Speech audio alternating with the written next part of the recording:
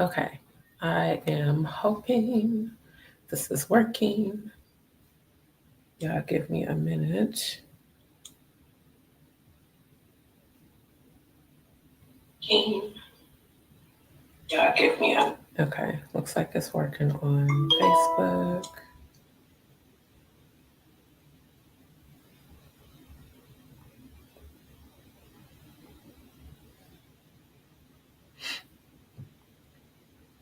Okay, so it's live on both of my Facebook, which is good.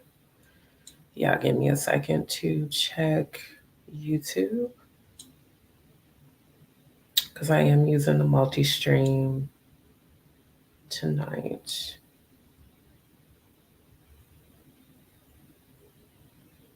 Hold up now because I don't see it live on YouTube.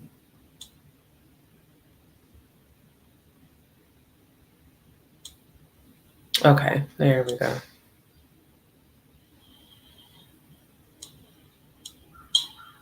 Okay, all right, dopeness, dopeness. All right. So anyway, what's up? What's up, DzPeepz? Sorry, it took me a lot longer than I anticipated trying to get everything set up for tonight's live stream because I did decide to go ahead and come on camera. And y'all give me 1 second because I need to put out a notification on Instagram. Let me see if it'll let me like quickly go live on Instagram. Because the multi stream does not seem to be always working for Instagram. Why, I don't know.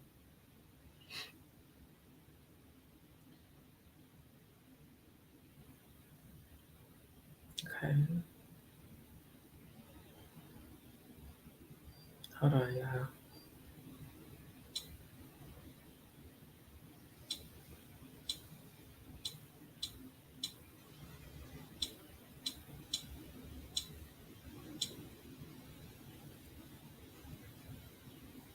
Okay.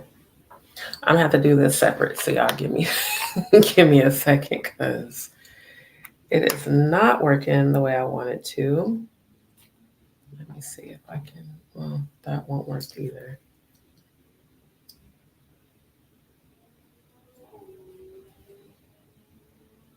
Because my forehead is expeditious. I don't even care. Okay.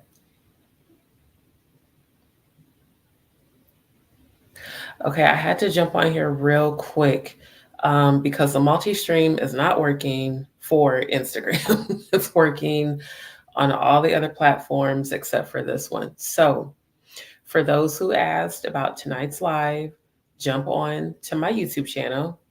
Go to YouTube at Just D Show, and you will be able to see tonight's live. And depending on how long tonight's live goes, I may even drop the call in link. But I had to do a separate live specifically for Instagram because for some reason it's not working for Instagram. So if y'all want to come join in and sip this tea, come on over to my YouTube channel.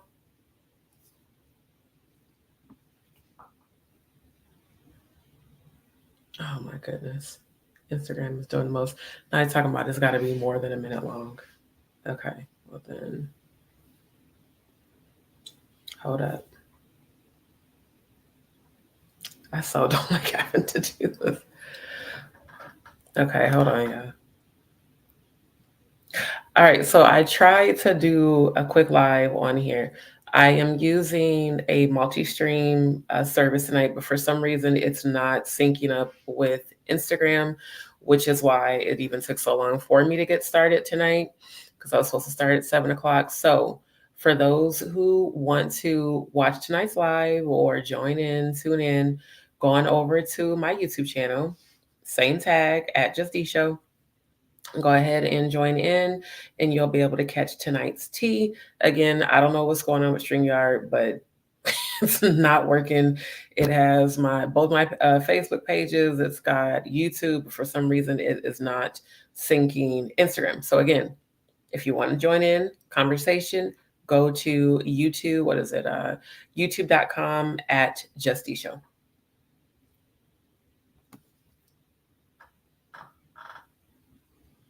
Okay, well, whatever. I'm not gonna keep doing this on there. Like, Instagram is being annoying right now. Just discard it. Hey, it is what it is. Hey, we're live. Like I said, I don't know what's going on with Instagram right now, but hopefully those on my Instagram page that want to tune in will. So anyway, thank y'all for tuning in. Just want to say what's up, what's up, what's up to all of my D's peeps in Spanish. Que te pasa? Thank you all for your patience tonight. It took quite a bit to get everything set up. And then StreamYard was not working with my green screen. And even now, I'm seeing a little bit of a green glare over my afro, and it's making my afro look uneven. And for those who want to know, yes, this is my real hair. If you don't believe me, there you go. There's some scalp. So, yeah, I normally leave my hair braided up. Oh, the little background is really chopping my afro off, though. But I normally leave my hair braided up with my hair growth serum, which will be coming to y'all soon. Another one of my aloe cocoa products. And as y'all can see, it has been working because my afro is popping tonight. Anyway, so tonight we're going to talk about holy hoes for sure. And we're going to be talking about the Black church and the LGBTQIA community, which I am a member of. Don't y'all judge my nails because I have not had a chance to go get them done just yet, which I plan to this week. So it's all natural D tonight. Natural nails, natural hair, natural lashes, natural body parts, everything natural. So anyways, we're going to get into this a little bit. I decided there's going to be a couple of topics that this subject will cover. Of course, y'all know I've been talking about for the last 3 years or so, the situation with Dwight Reed, Mary, and Jordan. She was 18. She actually just had turned 18 when they got married, and he was 63. And they have been married, I believe, going on 3 years because I believe they got married November of 2021. So Jordan just turned 21 um, and is now a legal adult. But at the time, it has been said by her own relatives that allegedly this was a business arrangement when Dwight invested into her biological father's business, James Goodlet's music studio, and her uncle, Garrison Goodlet's restaurant. So we'll be talking about that tonight. We're going to be talking about these holy hoes that always have so much to say about members of the LGBTQIA community, but yet y'all be in these churches doing any and everything. So tonight's show shall be lit. And tonight's show, we're going to get into it. Later this week, I will be doing another live. I'm gonna be honest with y'all. I don't think I'm gonna watch season 16 of Real Housewives of Atlanta just because season 15 was a struggle.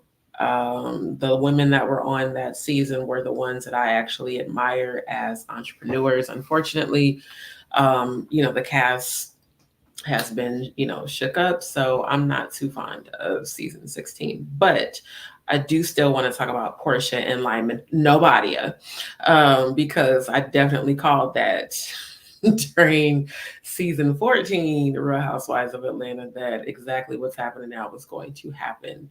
So y'all come back for that. I want to give a huge, huge shout out to my DzPeepz, all of my recent subscribers. Thank you so much for subscribing to my channel. Shout out to all of y'all that be down in the comments with me, having our conversations and, having a nice little kiki and a laugh, you feel me, on the videos that I have been editing and uploading. Thank you all for your feedback. Thank you all for your support. I definitely, definitely, definitely appreciate it. So Hopefully, everybody can hear well. I am on my Bluetooth headset tonight because I want to experiment with some new mics, but right now we're gonna just stick with the Bluetooth. So, anyways, shout out to all of you guys. I appreciate all of your support, and I appreciate all of you for tuning in. All right, so for those who have been following me and been paying attention to the videos that I have been uploading, you guys know I talked about Dwight, Mary, and Jordan when I found out, just because I was a former member of the church that he is pastoring now, which is Christ Apostolic Temple. And my mom is a member there. Honestly, if my mother was not a member at this cult that they call a church, I wouldn't even care about this, but she is. So I do care. Y'all give me 1 second.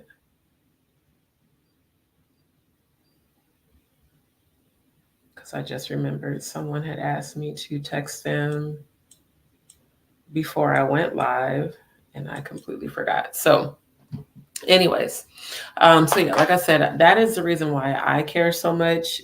It's because my mom is a member there, and because there are other people there who I love. But we have to get into, the grooming factor that is. Like I said, these people will say that they're so holier than thou, and I know for a fact y'all be doing nasty shit behind closed doors. So we are going to talk about it tonight, get into it. If anybody wants to join in the conversation, feel free to drop down in the comments. I will do my best to try to keep up with the comments. If I miss your comment, please don't take it personal. It just means that, hey, I didn't see it, but no shade. All right. So, first thing I do want to present, if y'all saw the video that I had posted, let me see.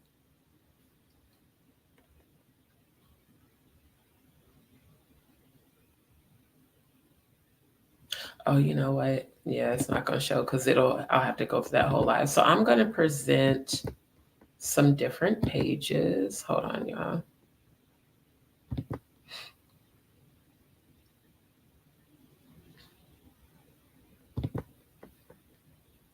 All right. So this is Safe House Unmuzzled. They are an advocacy. Let me get my words together. They're an advocacy for people who have suffered any sort of clergy abuse, predatory clergy sexual misconduct. And Bishop Senegal is basically the founder of this organization. I came in touch with Bishop Senegal's page during, this whole social media out, basically the whole story getting put out there in social media. And he has been with his, I don't really know what to call it. I guess you could call it committee. I don't know exactly what they call themselves, but with his organization, I'll just say that. He has been, doing investigations and things like that concerning Dwight and the church. Now, there was litigation or there was claims made against Bishop Senegal from Dwight Reed, claiming that, he's committing defamation and all these other things. But the reality is, me being a former member of this church, me being very close with Dwight Reed's father as a spiritual leader, and things that were divulged to myself, as well as, let me come back up off this right quick before I even go into sharing all that. When I was a member of this, I call it a cult. I'm gonna just call it what it is. They say they're a church, but it really is a cult. When I was a member there, I was a part of what was called the Spiritual Warfare Attack Team, which was a prayer team of spiritualists, people who are born with gifts like I'm an empath, clairvoyant, clairaudient, and a psychic medium. So I have always been a seer of spirits, and the gifts that I have to cast out and perform exorcism and spiritual cleansings. I've done that. Um, the difference when I was there, as opposed to what's there now, our committee was brought together to help to clear negative energies out of churches, out of people, even, and out of their homes. Never to pray for death to come upon people, which I mean, I laugh because it's just insane that they do that now. But at the time that I was there, under the leadership of Dwight's father, which was Jeremiah Reed, I was a part of that committee. So that committee, we were given a lot of information that the regular members were not. And especially as it pertained to immoral things that pastors and people in leadership were doing. And we were sent to different churches to go pray spirits out and do cleansings and all of that. And one of the things that Jeremiah Reed would always have us pray for was his son Dwight. And these are things that Dwight's father, Jeremiah Reed, has said. Before I go further into this live, as y'all can see, I have my fair use and alleged commentary up. And the reason for that is you can't say that us as former members are committing defamation when we're sharing our real life experience. So the things I'm talking about tonight are based on my actual real life experience when I was an active member of Christ Apostolic Temple. And the things that I have been told by his relatives. So when it comes to that, yes, of course I say allege, but when it comes to my actual real life experience, that's my real life experience. Now, allegedly, Dwight's father, Jeremiah, told me and several other members that were on the SWAT team to pray for his son because his son has an obsession with children inappropriately. Now, his father told us this. And he said, I need y'all to pray for my son because he keeps getting caught with teenage girls and even young boys. And he told us that his son Dwight had a fascination for blonde haired, blue eyed little boys. Now, this is again allegedly what your father told me and other members. So, going back into when I was a member there, hearing these things, a lot of people would laugh about it, but because I am a survivor of sexual abuse as a child, I was molested, and as an adult, I was raped. In fact, I was raped while a member of this church, while under the leadership of Jeremiah Reed. And the person that raped me was somebody that, we had been planning on getting married. So we were both members of this church. When it did happen to me, Jeremiah Reed asked me to be silent about it. Don't go to the police. We don't want like a scandal with the church because there's already so much that they're saying against the church. So again, when people have asked me, well, why are you talking about it? Because I know what it's like. I know what it's like to have to suppress being sexually abused and then still going to church and trying to act like everything is normal and having to be in environments with other people who are predators or have been accused of sexual abuse as well, and then just growing up being that kid that had to again suppress everything. And I was molested by one of the foster children that my aunt and uncle had. So this was like a foster cousin. And, as an adult, I found out she had been being molested and raped by her former foster family, which is how my aunt and uncle got her, was to help her heal and rehabilitate. So again, these are things that go on, especially in the Black community. These are things that go on that get swept under the rug. Don't talk about it. And the less you talk about it, the more that it happens. So for those who have asked, well, you're not even a member. Why do you care? Because I was a member. In fact, I was a member there when Jordan's mother was pregnant with her. So, Yeah, my history with this church goes back well over 20 years.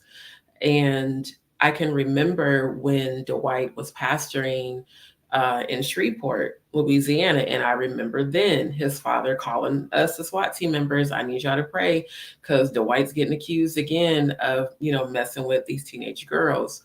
So what I'm going to do tonight is play, some footage from the video that's been circulating all on social media on YouTube, the video that circulated on the Ricky Smiley Morning Show, and then some other, just other things that are going on that are being swept under the rug. Probably what I will do is come back later this week. I want to actually edit footage from the Clubhouse audio where actually Dwight's third wife and her daughter came on there and gave their testimony of their experience with him. And at that time, he was pastoring there in Shreveport. So it's not, oh, just my opinion or just my word. It's actual relatives and people who are close to him, his ex wives, stepdaughters, all of that, who have an account of not only sexual abuse, but physical abuse, and then stealing church money as well. So, these are just corrupt things that have been going on. And I'm so grateful and thankful that the Most High is exposing it because I've been praying for years for all this shit to get exposed, especially because of what happened to me and what's happened to several other people who I know and love who were members of the church, and like finding out all this stuff years later that, this person was sexually abused, that person was sexually abused, this person was molested, just all this corruption. And that's why I'm tying all of that into the Black church and the LGBTQIA community, because our community and the Black church don't get along. The Black church has condemned, judged, ostracized, even to the point of pursuing members simply because we're different than what you think or what you say should be. But at the end of the day, like I keep telling people, the church is you. The church is within you. The church is not a building. It's not a congregation. It's not a religion. The church is who you are. So, back to this situation, like I said, we've been talking about this, the former members, for years, and several of us are happy that this is getting exposed. Several of us have given our account of the things that happened to us. So I want you to keep in mind, this story with Dwight and Jordan. Rumors were going around that and actually not even rumors, her biological grandfather gave an account and confirmed this, that Jordan's biological father, James Goodlett, gave Dwight permission to start going on supervised dates with her when she was 15. So I want you to think about, if you have a niece or a daughter or a granddaughter or a sister or a cousin that's 15, and a 60-year-old man who's a whole pastor, who is a grandfather, takes a liking to your relative that's 15 and ask the father, can I go on supervised dates with your daughter? And the father agrees. The father doesn't go crazy. He doesn't say nigga what the like, he's just like, oh yeah, go ahead and go on, these dates with my daughter. And then she also is a student at the Christian academy that the church runs. So at the time that Jordan and Dwight started being seen publicly on dates, she was only 15. And she was very much so still a student at the JW Christian Academy. When I was a member there, it was called the JCAC Academy, like we actually started, which was Jesus Christ Apostolic Churches Academy. It was later changed to the JW Academy, which is the Jeremiah Willie Mae Reed Academy. So basically, combines Jeremiah and his wife, Willie Mae Reed, which was Mother Reed. So Imagine this 15-year-old student is at this Christian academy ran by the church. The pastor of the church is the dean. The pastor is 60. He begins becoming attracted to this 15-year-old girl. And because he got permission to take her on supervised dates, it was considered okay. I want you all to also understand the statute of limitations on legal age for marriage in the state of Iowa is 16. So at 16, a young girl or boy can decide to get married. Does that make it right? Hell no. Is it legal? Unfortunately, yes. Is it right? Fuck no. We all know it's not, which is why we're all talking about it. And so he allegedly dated her from the ages of 15 up until they got married. It was also said that because they were being seen around town on dates publicly, a lot of members started to, some of them did express outrage and did get upset. And so for that reason, Dwight stepped down as the dean at the Christian Academy and made his cousin-in-law, Tara Ross, the new dean. I'm going to show you their pictures. Let me see if I can present that now, actually. Hold on. I'm going to see if it'll allow me to present.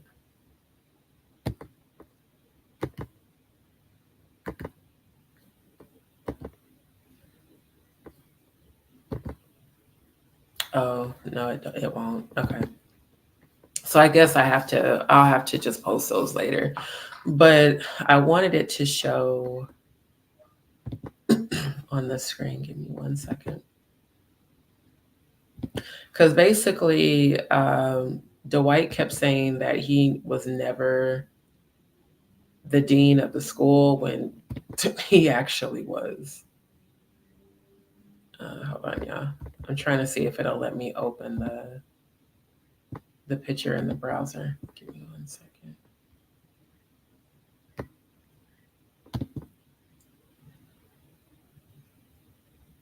Okay, now they're doing too much. Microsoft doing too much. Hold up. Okay, no. I'm not even gonna do all of that. I was gonna try to present the pictures, but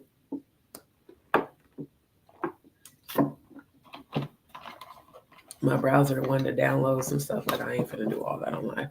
Anyways, like I said, he definitely was the dean and then stepped down. So let me present the video. Give me 1 second. All right, so this is the original video from the Ricky Smiley Morning Club, or Ricky Smiley Morning Show, not club. Mess with my wife, Jordan. Oh, by the way, for those who don't know, this is Dwight Reed. Talking about what you gonna do if you see her. Well, you will see me on the news. Let me just tell you that right now. Talking about what you gonna do if you see her. You better walk by and say, praise the Lord. That's what you better do.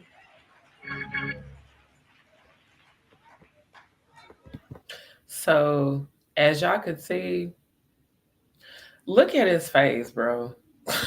Like, first of all, Dwight been thrown off as long as I can remember.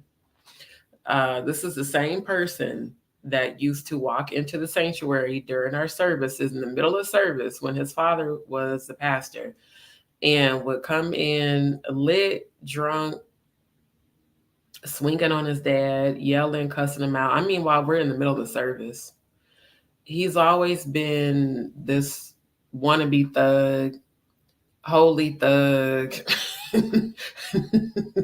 running all these holy hoes in the church.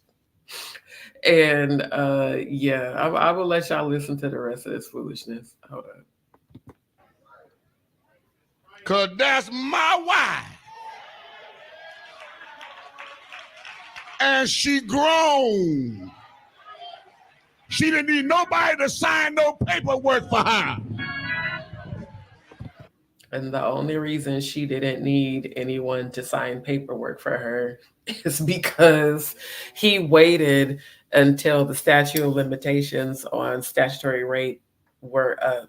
Because even though it is legal for them to get married at the age of 16, in order to not be investigated for statutory rape, he would have had to wait because of the age difference. He would have had to wait until she was at least 18 because the statutes of limitations would expire when she turns 19. Just want to give y'all a little background on that. Because had she been in any other state, she would have needed her parents to consent for her to get married that young. That's why he's saying that. Now, if this was out in the streets, y'all be saying she made a come up. I want you also to listen to the delusional logic of this old nasty ass nigga to say in a pulpit at a church during service, what y'all seeing in the background, all this lighting, this is the TV broadcast and the cameras and all that. Again, I actually helped to start the Apostolic Oneness Network with his father when this man was nowhere to be found, and they even lied on the paperwork and said he was the assistant to the pastor for the last 20 years. No, the hell he wasn't. Because I was a member there from 2000 until 2006. Dwight was nowhere in sight. In fact, he was still messing around down there in Louisiana. But you a hypocrite.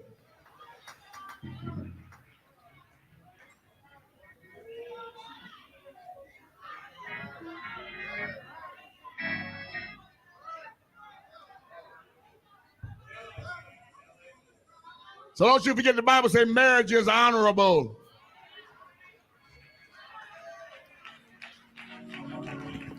While they're agreeing and amening and playing all the organ music, this is so crazy because it's like a flashback to when I was a member. I can remember playing the organ and singing in the choir and all of that. I remember being out in the audience saying amen, just like the rest of these people.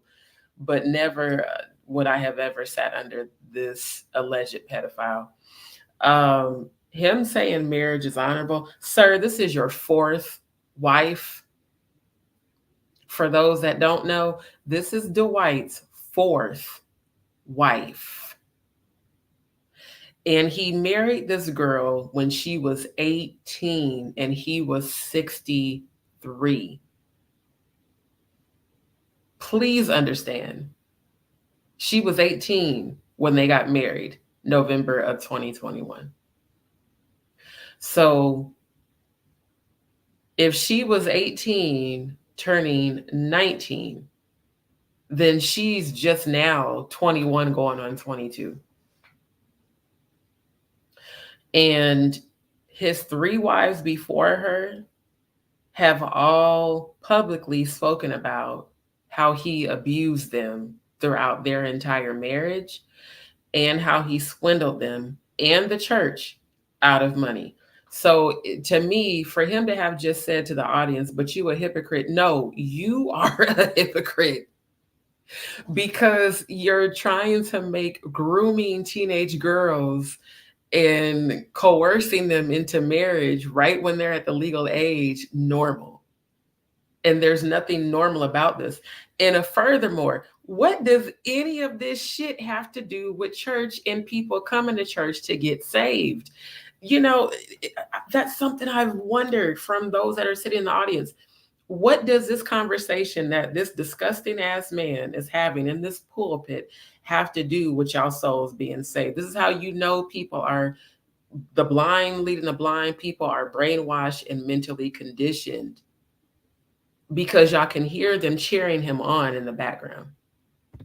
And the Bible said when you find the wife, honey, you find favor with God, honey. I found some favor with God.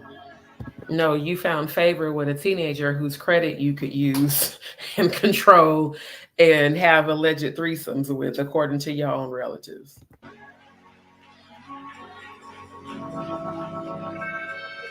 And we sleeping good at night.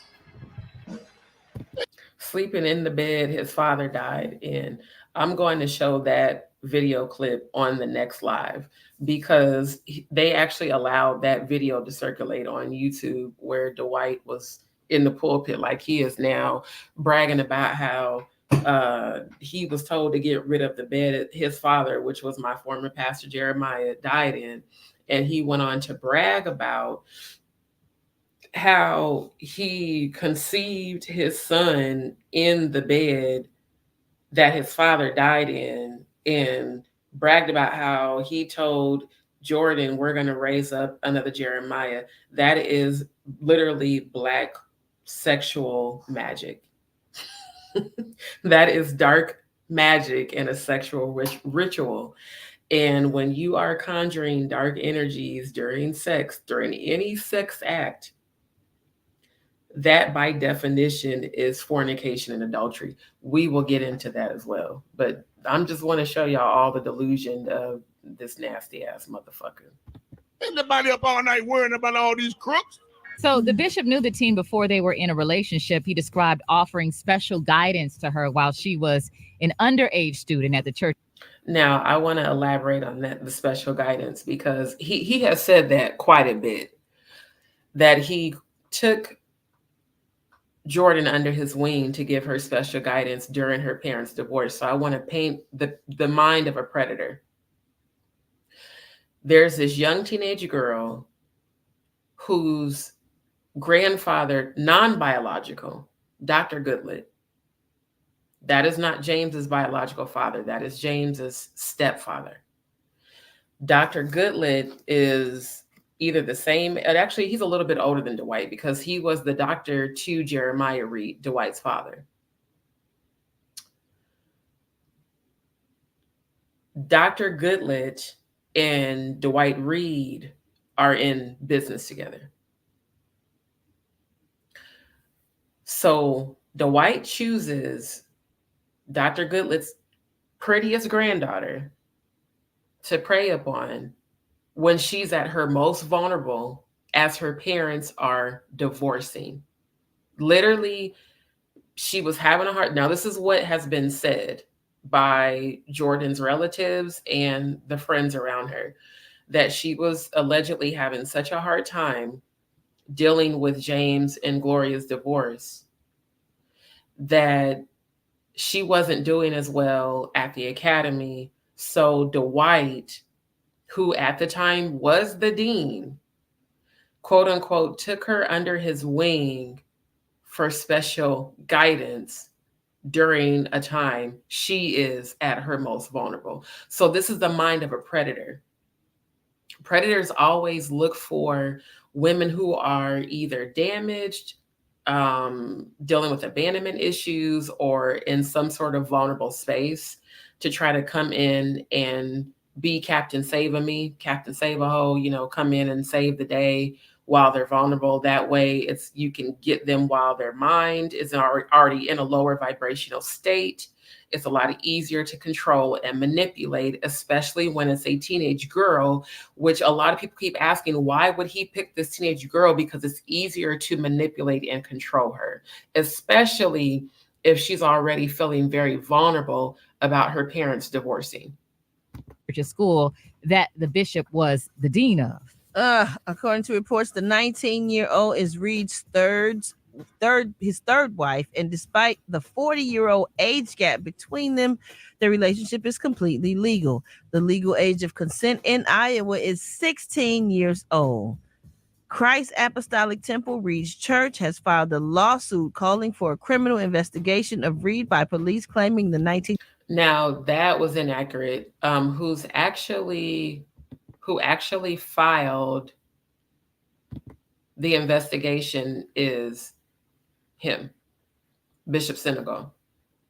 So he filed a criminal investigation against Dwight and he has been talking about this since this all came about in 2022.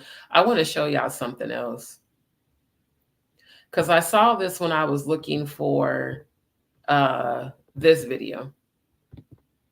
Let me show y'all this video. Now, this is from Clubhouse. Clubhouse is an app that you can download for Android or iPhone. And it's basically an app where people can come together and have discussions. It's just basically like an audio podcast. So there's no video, but it's people giving an account. So this is a clip from this particular Clubhouse where, as it's titled, Dwight Reed victims and, Jordan Goodlet's paternal biological grandfather spoke to condemn the marriage. Because again, Jordan's side of the family, outside of her father, James, who put this whole relationship together, everybody outside of James was not okay with this. So I'm gonna let y'all listen to this little clip right quick.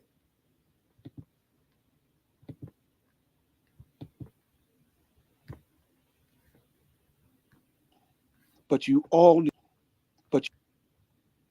beautiful girl. She really, really is. And she has 3 gorgeous sisters. But you all need to know that Jordan's father, James Goodlet, sold his daughter out, pimped his daughter out for his own reasons, for his own earthly reasons. And I can tell you what they are, but that's not important. Because when you make the moves and make the decision to... So I really hate that they do that with I hate that they do that with Facebook. When they play like one video, then they start automatically playing the other one. So like I was saying, this whole holy hole shit, it's okay for y'all to pimp y'all daughters out. It's okay for y'all to be fucking in the church, at the church, church members, even allegedly your own relatives. That is all okay. But God forbid you be gay, bisexual, or trans. Oh my God, then it's like the end of the world. Okay, so let me go back to presenting the video. Hold on. Let me go back to this one. 18-year-old was a victim of clergy abuse. Even though their relationship is legal, many consider the relationship inappropriate, calling it predatory behavior. So today we want to know your thoughts, and even though the legal age of consent in that particular state is 16, was the pastor wrong for marrying her or not? I'm just tongue twisting today. What do y'all thought, Brats? What do you thought? I just think this is weird because he's been courting her or developing her. If he was the dean of her or whatever when she was underage. Grooming, Brad. Grooming her. Age, like this is not good to me. It don't look good. It don't feel good. She was too young, and now he's married her now that she's of age. But my goodness, how long has he been grooming her to be his wife? Yeah, that's what I. That's the disgusting part. So scary. Maria, I saw that you was taken back. What are your thoughts? Yeah, I don't think it's appropriate at all. I agree with Brad that something must have been going on when she was underage. I mean, even though in Iowa, 16 is a legal age. But yeah, and then for him to say, we sleep good at night. What do you mean by that? Like, stop. That's not appropriate. It's too much. I'm going to assume her father is not in the picture because this. And see, the sad thing about this is you would think you would really think her dad is not in her life, given the situation, because generally when you see really young teenage girls with like super old men, I'll be honest, in my experience, like just people I've talked to, when that is going on, at the root of that, it's usually always some underlining inappropriate sexual relationship between father and daughter, or granddaughter, grandpa. You understand what I'm saying? So I don't know if Jordan went through something with her father. I hope not. or even with Dr. Goodlett. I really hope not. But I just, for me, it feels forced. And so, like I said, you know, you got Ricky Smiley morning show talking about it. There was another comedian that had posted about it not too long ago. And I'm just like, y'all really pimped y'all daughter out. Like, you legit pimped your daughter like she's a hoe on the street just for financial profit, just because this man invested into your music studio, just because this man invested into your brother's restaurant. Like, I can't wrap my brain around it. From what was said throughout the rest of that Clubhouse live, or that Clubhouse recording rather. Well, I mean, it was technically live, but the grandpa was like, not only did he pimp her out, he banned all of us from coming to the wedding, and they got married on a Monday. And then the young lady that helped her was doing her hair, that was friends with her, helping her get ready for the wedding, she gave her account during the Clubhouse event as well, saying how Jordan was crying and didn't want to get married. And then her father, James, called her and had some sort of conversation. And next thing you know, she just said she was going to do it.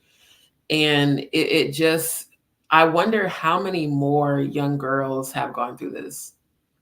How many more young women have been coerced into marrying, you know, going through with technically an arranged marriage, just so that their family could profit. I was speaking with someone I'm very close to earlier this week, and she was telling me about what happened to her as a young girl, how, you know, she was molested by her biological father, and just the psychological effects of that, you know, even to this day, how it affects her to this day. I mean, this is someone who is like a mom to me. So it like really broke my heart.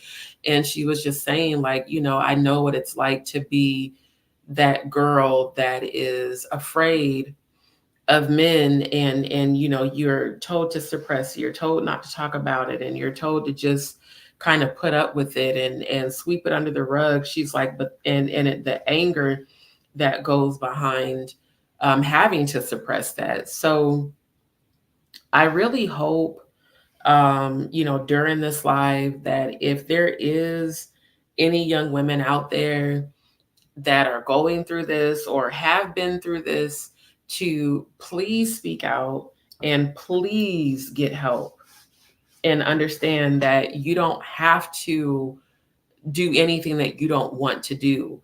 For those who have suffered, you know, especially like sexual abuse or abuse, period, I really hope that you heal. I am hoping and praying that Jordan is not going through the physical abuse that Dwight's last 3 wives, you know, shared with us that they went through. Because to think of, like, I think about, you know, my nieces, to think of some old man trying to talk them into sleeping with him or marrying him, it just makes me want to vomit. Like, it really does. And just because something is legal does not make it right. And so, like I said, I'm coming from the perspective of someone who had to be silent or was told to be silent about what happened to me. And, you know, looking at all this corruption now, that there was definitely corruption going on under Jeremiah Reed, but this level is just like insane. And what's even more insane is that the whole world can see this. Like, literally, the whole world can see it. But the members that are sitting in the audience, the members that are sitting in the congregation, they see nothing wrong with it. And the ones that do see something wrong with it are still being silent. So hold on right quick. Let me go back to presenting this.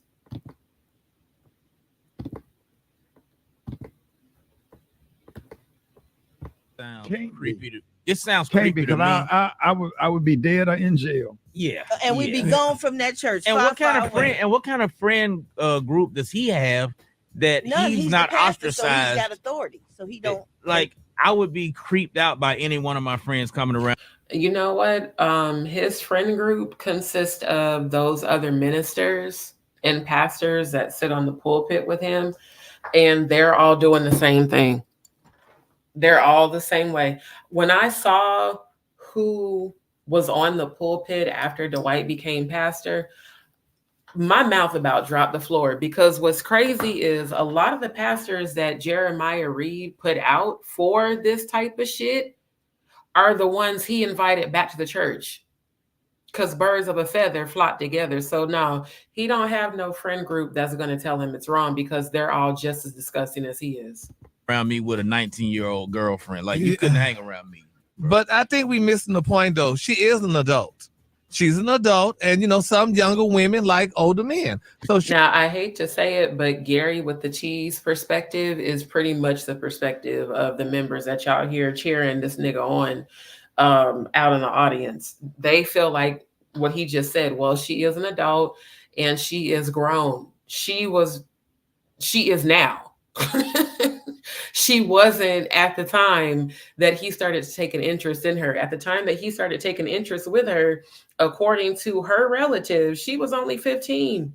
So she was very much a minor. She was even a minor as it pertains to, you know, the state, the legal age. Like it in Iowa, it's not legal for them to get married until they're 16. At 15, she was, even according to Iowa law, she was still a minor.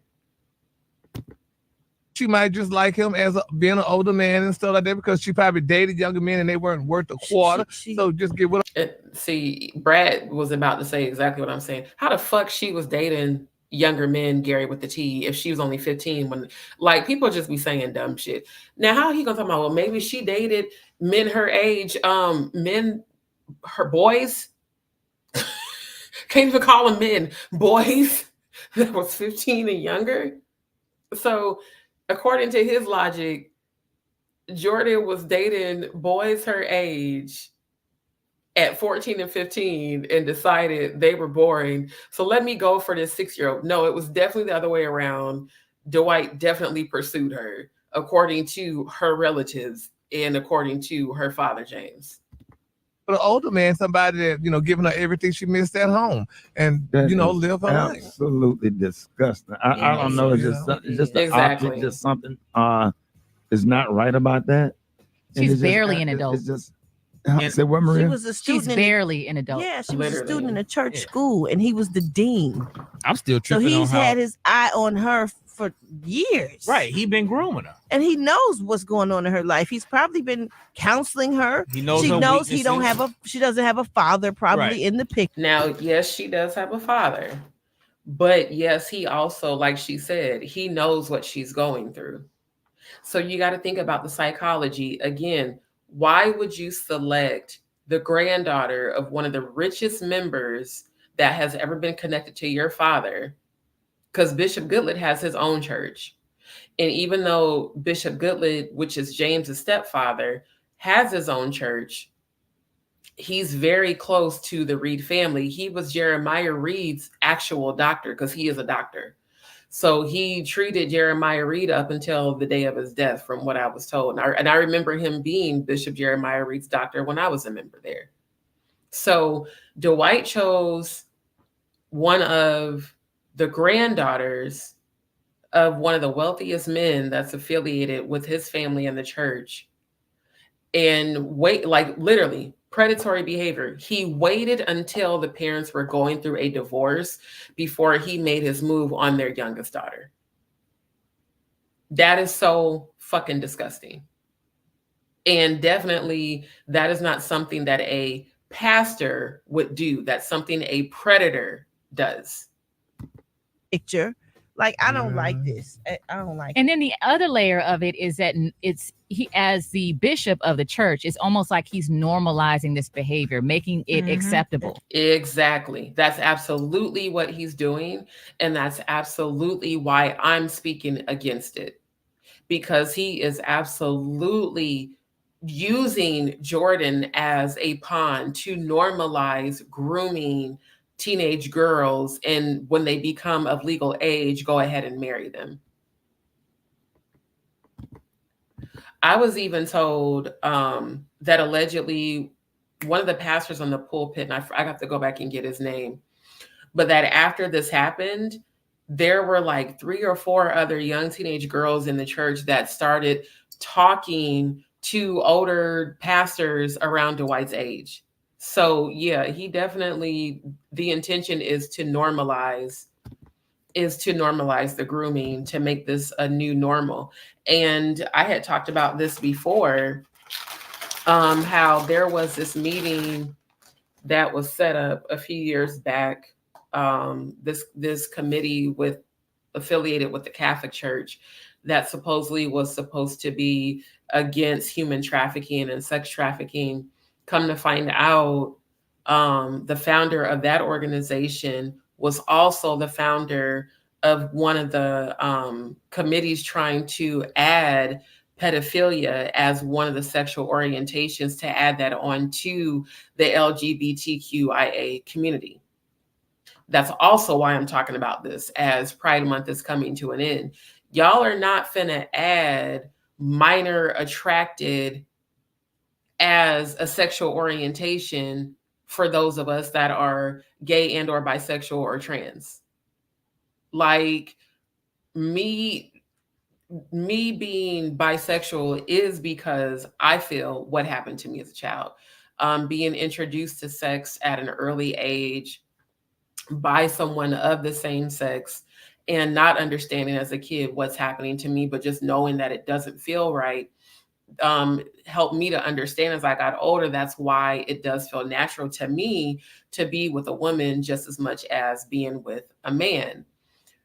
There's nothing in my mind when I look at a child that has a sexual physical attraction. When I look at a child, I want to protect that child. I want to protect that child from disgusting predators like Dwight. And I don't care what nobody says. It is my opinion that he is a predator. It is, because of the history that he has with being attracted to teenage girls and young girls and boys. These are things that, again, his family has said, his father has told us, so it's like, when you're getting mad at the members for speaking our truth, this is shit that your people have been saying about you for decades, my nigga. Like, your dad been saying this shit about you. He been saying that you like teenagers.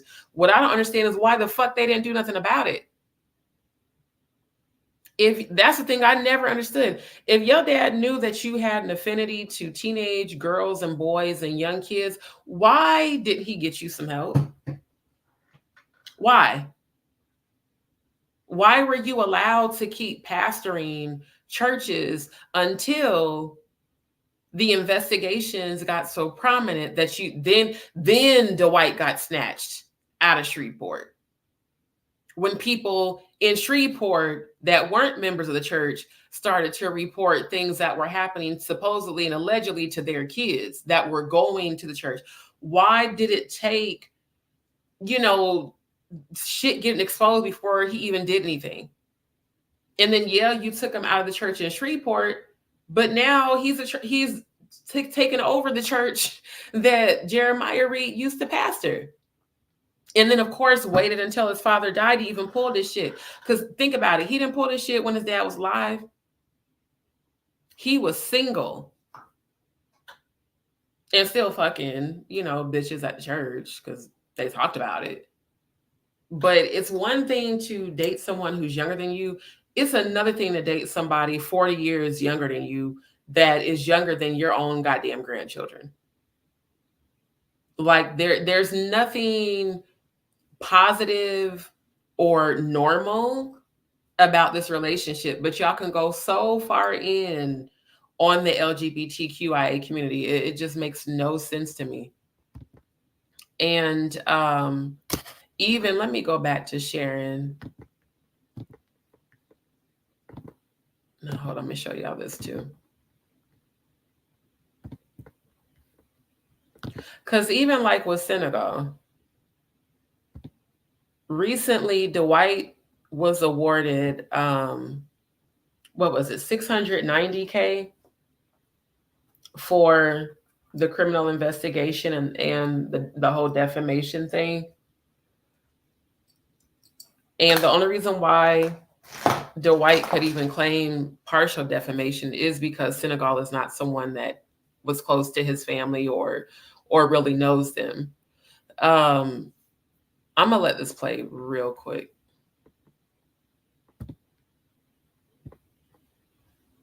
Where's the volume at? Here we go. From day number one, Dwight Reed filed a lawsuit against Safe House, against me, and against the church that I pastor, the Kingdom Church, which is completely unrelated to this. Again, I don't speak in this regard as the pastor of the Kingdom Church, but as the executive director of Safe House Unmuzzled. And he filed a lawsuit. The attorney that represented us at the time filed to have the lawsuit removed to federal court because I live in Texas. Safe House is incorporated in Texas, and the Kingdom Church is incorporated in Texas. It was sent back to district court. In December of this past year, the attorney that was representing us at the time got hired on to a new law firm, and there was an additional retainer that law firm was requiring that Safe House simply was unable to meet. And so our attorney filed to withdraw from the case. In December, there was a deadline for answers to be filed. Again, at that time, we were still represented by our initial counsel. Unbeknownst to us, incomplete answers were filed in the district court. Apparently, answers had been filed in the federal court, but not once it was sent back or removed to the district court. In March, apparently there was a status hearing that I was unaware of, and the board of Safe House empowered me to act on its behalf in these proceedings. Same with the Kingdom Church. I did not know about the hearing in the month of March, and so we missed it. The opposing counsel filed a motion for a default judgment. There was a hearing in the month of April. I got notification of it. I attended the hearing virtually in order to, at the advice of counsel, we filed a motion for continuance and filed a motion to appear virtually. The motion to appear virtually was granted, but the motion for a continuance to allow us to retain new counsel was not granted. I shared with you all in the month of April on our page that the judge in that case granted a default. However, he did not issue an order for default judgment until this past Tuesday, I believe, June the 18th.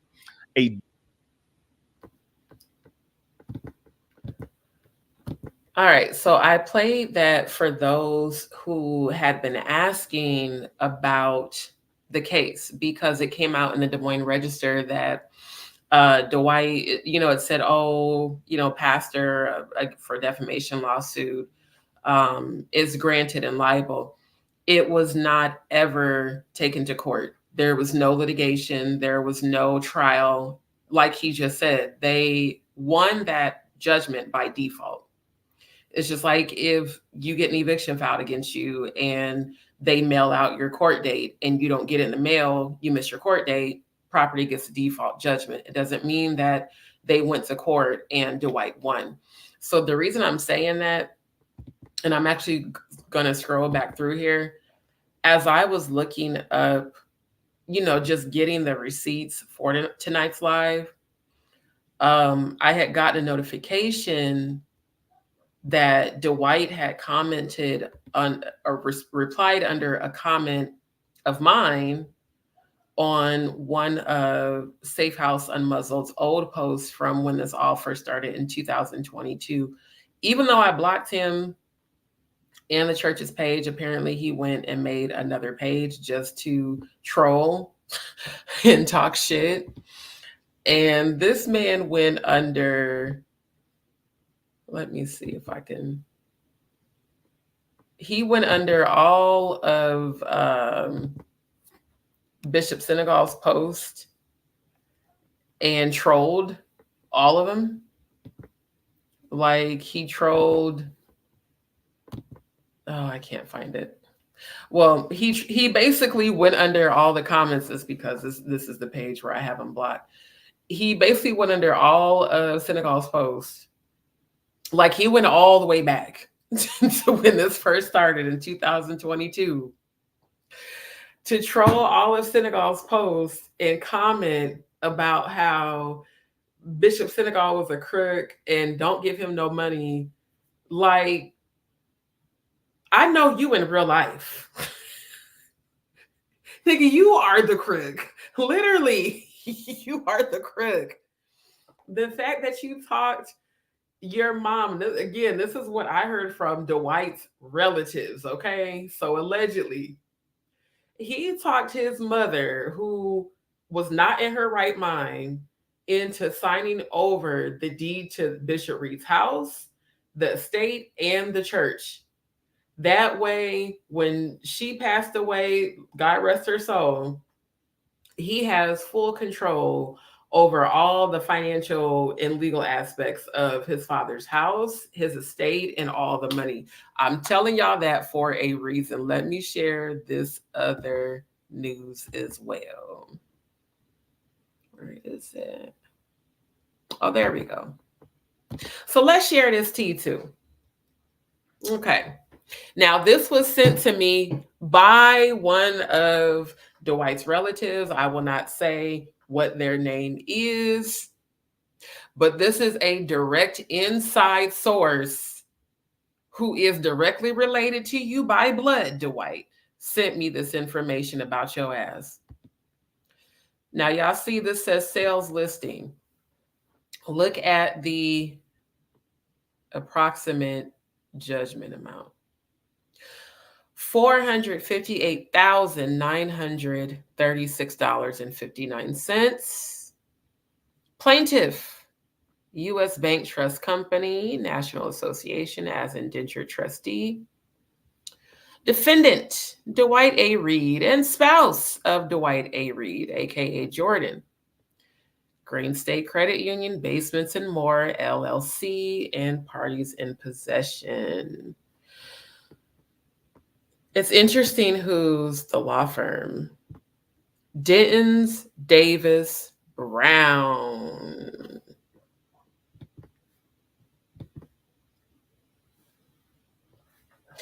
Denton's Davis Brown, those are all former members, and some of them are still members of Christ Apostolic Temple. Interesting, isn't it? Interesting how he has people in places to defend his fuckery. Let's go back to that tea. Let's go back. And again, this was sent to me by one of your own relatives. Yeah, there's the attorney phone number. Let's see. Status scheduled August 6, 2024. So there's a huge ass judgment against your ass for property, Dwight. Looking at this address. Now I'm wondering, is this the address of the property? Because if this is the address of the property, isn't this your father's house? I could be wrong. If some of the relatives tune into this live, if I'm wrong, you can drop down in the comments and, you can correct me if I'm wrong.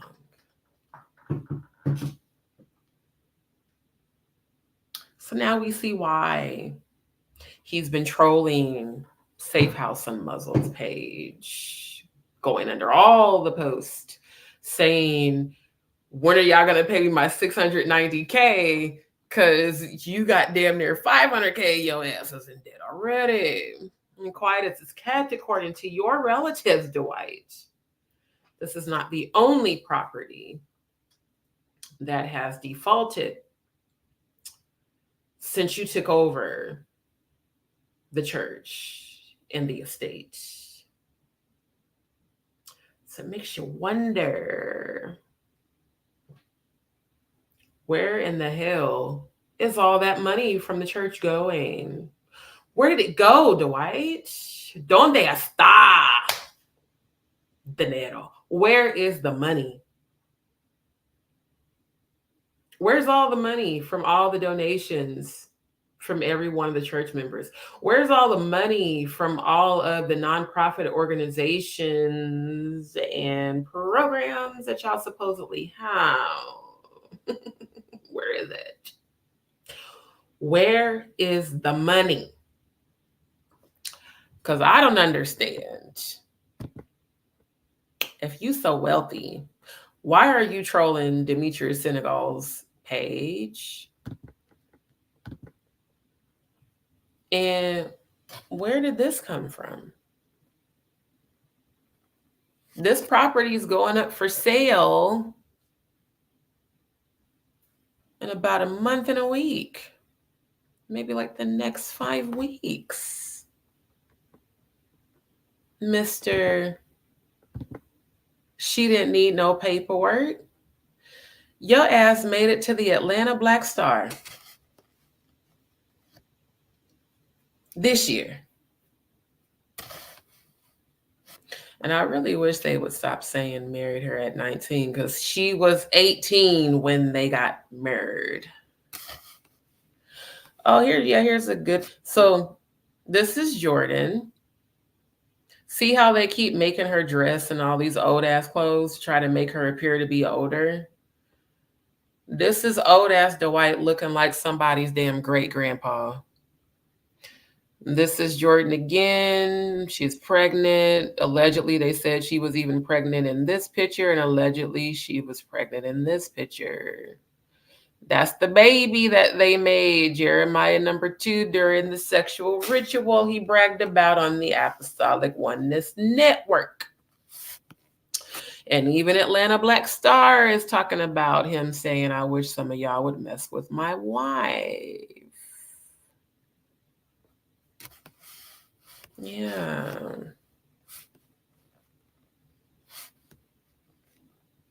Oh, this was on the Neighborhood Talk too. Oh, well, let's go travel over to the Neighborhood Talk. Hold up now, because see, I didn't know that. Give me 1 second.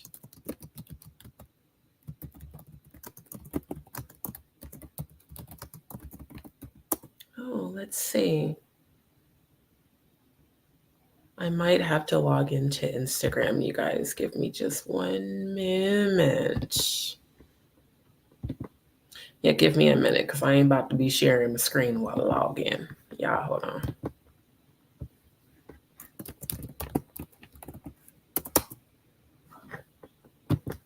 Because, yeah, I love to light up the ass of hypocrites, especially holy hoes.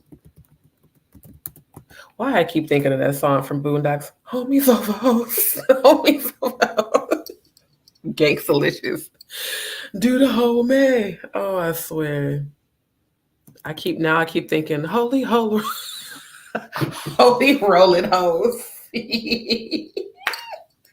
Holy rolling hoes. Do the homie.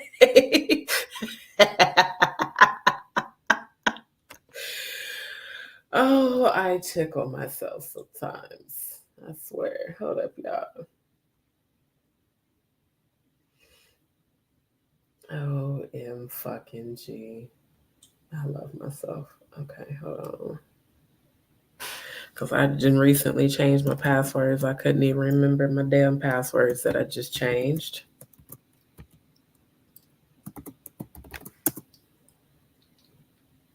Hold on.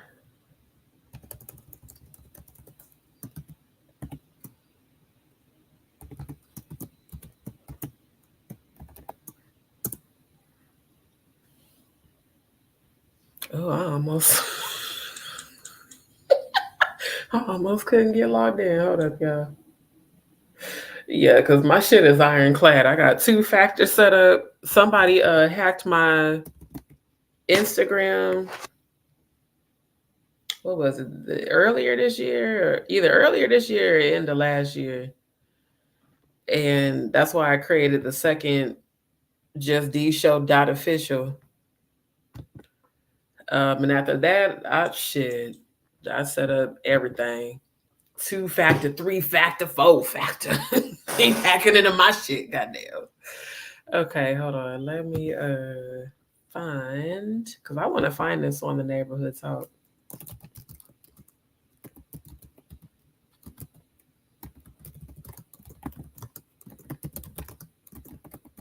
Let me see.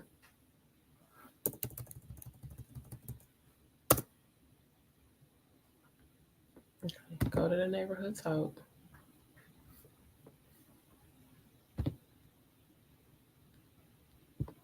Oh, that's gonna take a minute. You know what? Let me see. Can I find it?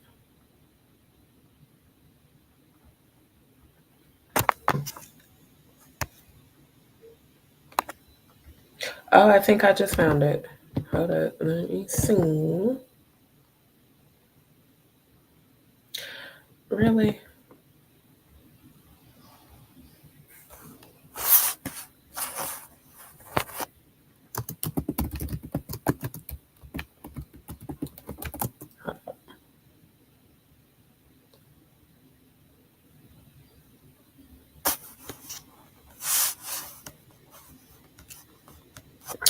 Well, I ain't about to search for it. I couldn't find it. And I feel like it would take too long. I could bring that back another time. But, anyways, like I said, I had got that tea directly from one of his relatives about the judgment against the property. And for those, actually, I can share.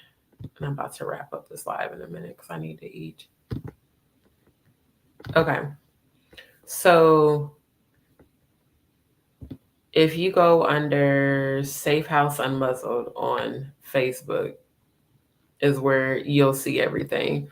Because I had got so many messages, DMs, and texts like, bruh, did you see he won the case? It's like, he ain't won shit. You won by default. Now, I will say this for you, Bishop Senegal.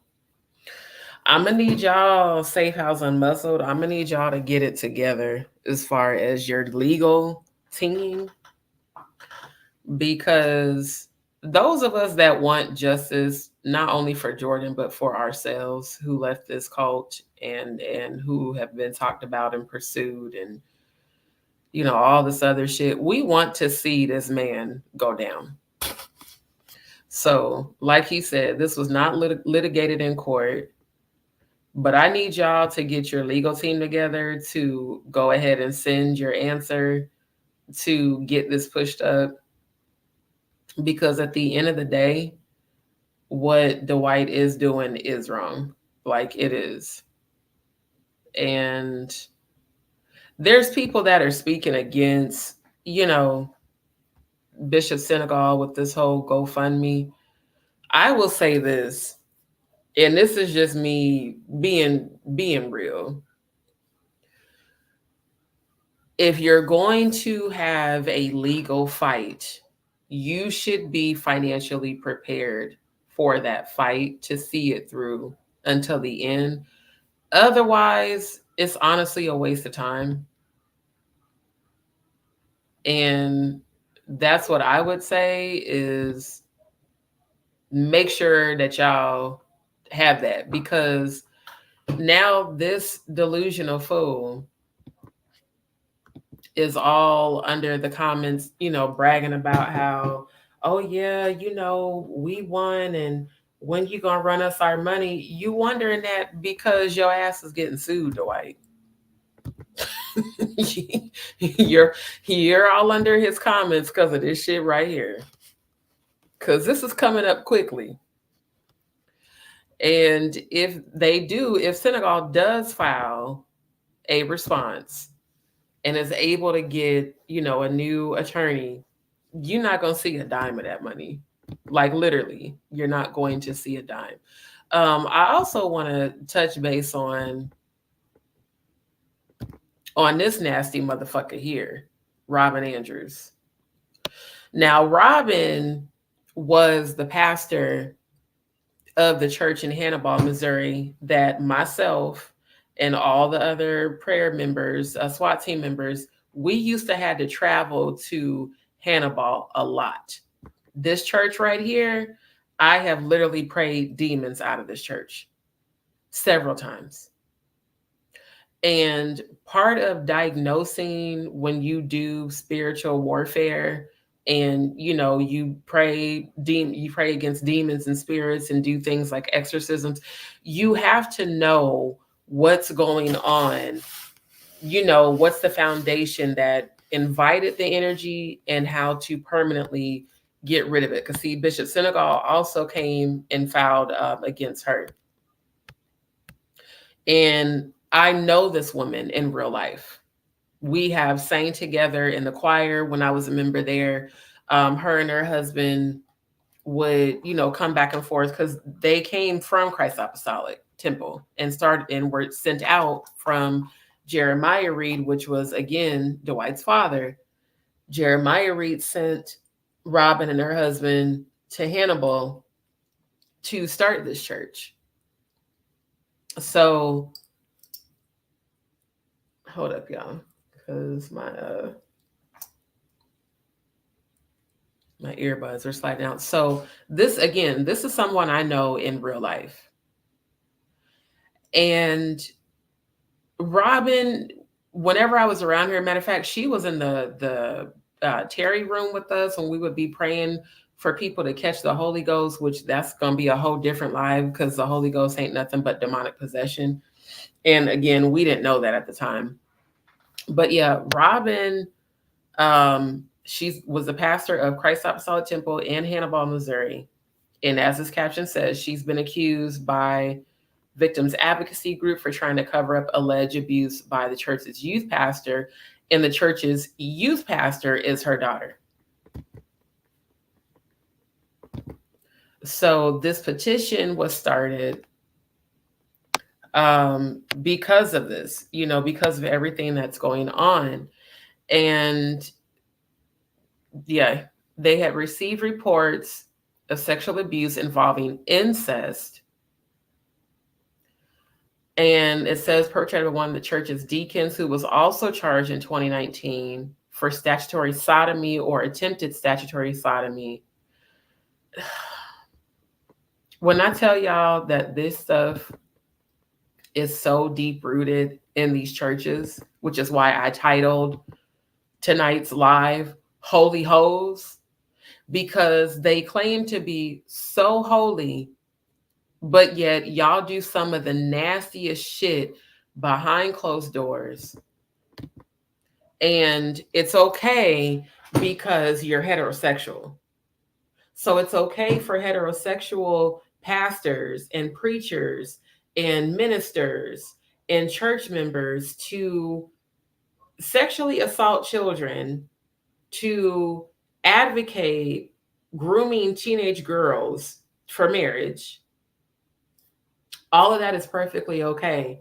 But if you are a member of the LGBTQIA community, oh, you're going to hell. And that's the thing too. They teach homophobia so much at these churches, but no one talks about this pedophile shit. No one talks about this grooming shit. No one talks about a 63-year-old marrying an 18-year-old, and this is his fourth fucking wife. How the hell you a pastor with 4 goddamn wives, my nigga? What the fuck? Your 4th wife is a teenager? But that's okay. As y'all heard, all the church members, in the congregation cheering him on and agreeing and amening, and yeah, she grown. She was not grown when you started taking a romantic interest in her. And allegedly, it's been said y'all was fucking.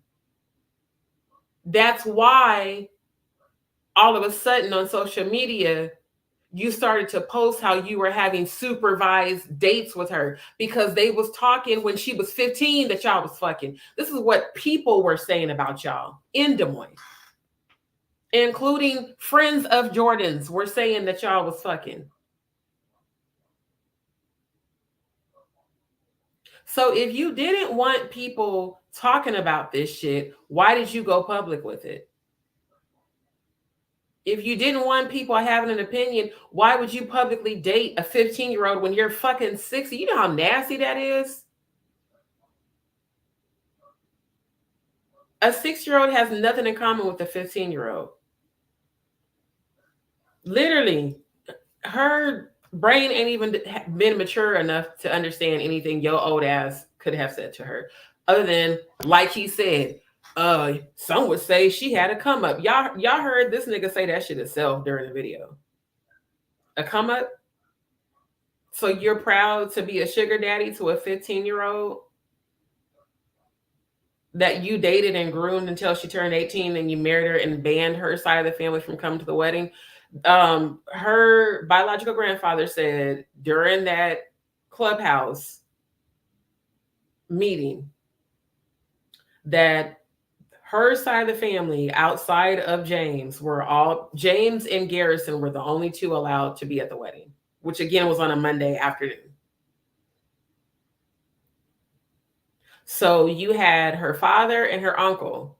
Her father gave her away, y'all, for Brad and all of y'all on the Ricky Smiley morning show that was saying her father must not be around. Her father not only gave her away during the wedding, her father arranged the relationship. Proudly. And said very proudly, my daughter's going to marry a presiding bishop, because all these churches care about is church politics and titles, money and power, and who they can get to fuck them. And if they can't get them to fuck them, sometimes they'll take it.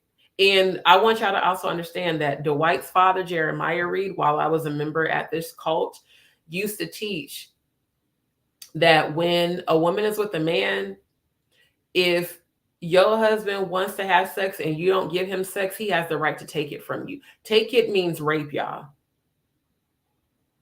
Understand the psychology of the father. Understand what it's like to be a member sitting in this church congregation and hear your pastor teach that over the pulpit when he's teaching marriage class. And sometimes even just during service. Advocating forcing yourself on a woman that don't want to have sex with you. But all of that is okay. All that's perfectly fine. But don't be gay or you're going to hell. But y'all could sit up and do all this nasty ass shit. Run all around church, shouting, praising God. You praising a God. You're not praising the Most High God. And I'm just like, even now, like I'm it's literally making me sick to even just, I can't believe I come from this. I can't believe that I grew up in these religions, these apostolic Pentecostal churches where all this sexually immoral shit goes on, but is accepted because it's not considered homosexuality, even though sodomy by definition is homosexuality. That is the actual definition. The original definition of homosexuality is sodomy between an adult man and a young boy. So that means an adult man sodomizes a young boy. That is the actual original definition of homosexuality, not same-sex consensual relationships. Same with fornication and adultery. That means engaging in sexual acts while summoning demonic presences. See, y'all be calling shit witchcraft, and you don't even know what witchcraft actually is. What Dwight described during his live recording, during the Apostolic Oneness Network, during service, raising up another Jeremiah in his dead father's bed with his wife, who at the time was supposedly, allegedly a virgin, that's witchcraft. That's dark witchcraft. Spirituality is not. But what these quote unquote pastors and preachers are doing in these pulpits, that is by definition witchcraft. Having signs up telling the new prayer team to pray for death to come on all who speak against the church. Bitch, fuck you. Those of us that left this cult have a right to speak our truth. And it's even more insane that you have the new prayer team praying for death to come. When I was a member there and I was on the SWAT team, which was the spiritual warfare attack team, we were not praying for people to die. I think at the most, which still was fucked up, Bishop Jeremiah Reed would have us pray for, what did he used to have us say? Trouble the waters in their life until they come back home to the church. Don't let them have rest, Lord, until they come back home to the church. That's still dark witchcraft. Like, I just, for the life of me, it's like, bruh, y'all be calling spiritualists witches when you got a whole warlock for a pastor. Literally, a whole entire warlock. And got the members practicing dark witchcraft and got them thinking that it's of God because, well, we have to protect the church. You wouldn't have to protect shit if they were doing stuff the right way. You wouldn't have to protect an image if you were being real, if you were being authentic. I just, like I said, I just thank God so much that I'm out of that shit, because I think back to when I was a member there and the stuff they had us doing that we really felt like, you know, this is of God and this is the right thing to do. And that's what breaks my heart the most is the people who are there who I do love, especially my mom. I love my mom to life. And there's other people there who, like, we've all known each other over 20 years. Like, I love y'all, but I can't fuck with y'all sitting in that congregation acting like this grooming shit is normal. And then him bragging about having a second child. Because, yeah, now she is a legal adult. Now she is grown. But it's just the whole holy, y'all just some holy pimps and hoes, and you damn sure ain't holy. You calling yourself that, but you're not. And that's why I titled tonight's live, Holy Hoes. Because these people go to church. These people that do all this disgusting shit, they go to church every Sunday, every Wednesday, probably every Friday, 3 and 4 times a week, and be doing incest. This is what I was told. And this is also what was said during Bishop Senegal's clubhouse when Jordan's biological grandfather got on there and spoke. And when his third wife's daughter got on there and spoke, she talked about how, I mean, in detail, about how when Dwight was in Louisiana, he started dating her mom. He didn't have shit. He didn't have a car. He didn't have a place. He was staying with like one of his relatives. And he asked this teenage girl to invest into the store, didn't pay her, left her mom while they were legally married, while they had the church in Shreveport, left her mom and moved in with a teenage girl in Shreveport who already had kids. And allegedly was using a teenage girl's credit and money, like did the same thing to this other girl that he did to his ex-wife and her daughter. He has a pattern of doing this shit. And then abuses the women and then leaves them. Just like a narcissist. Love bomb, devalue, discard. So it's cool for the holy hoes to just be running rampant in the church. But then you have the Black church that condemns, and I mean, y'all go in on gay people. I mean, every service, and God made Adam and Eve and not Adam and Steve and all this other dumbass shit. And then trying to use the scripture in Exodus talking about, well, this says man shall not lay with man. Lay with means sex. And that original scripture was talking about sodomy, adult men with young boys, that an adult man is not to rape a young boy as he would with women, because rape was very much so accepted in the church. In the Bible, I showed y'all those scriptures months ago. The women that got raped in the Bible were told to be silent about it.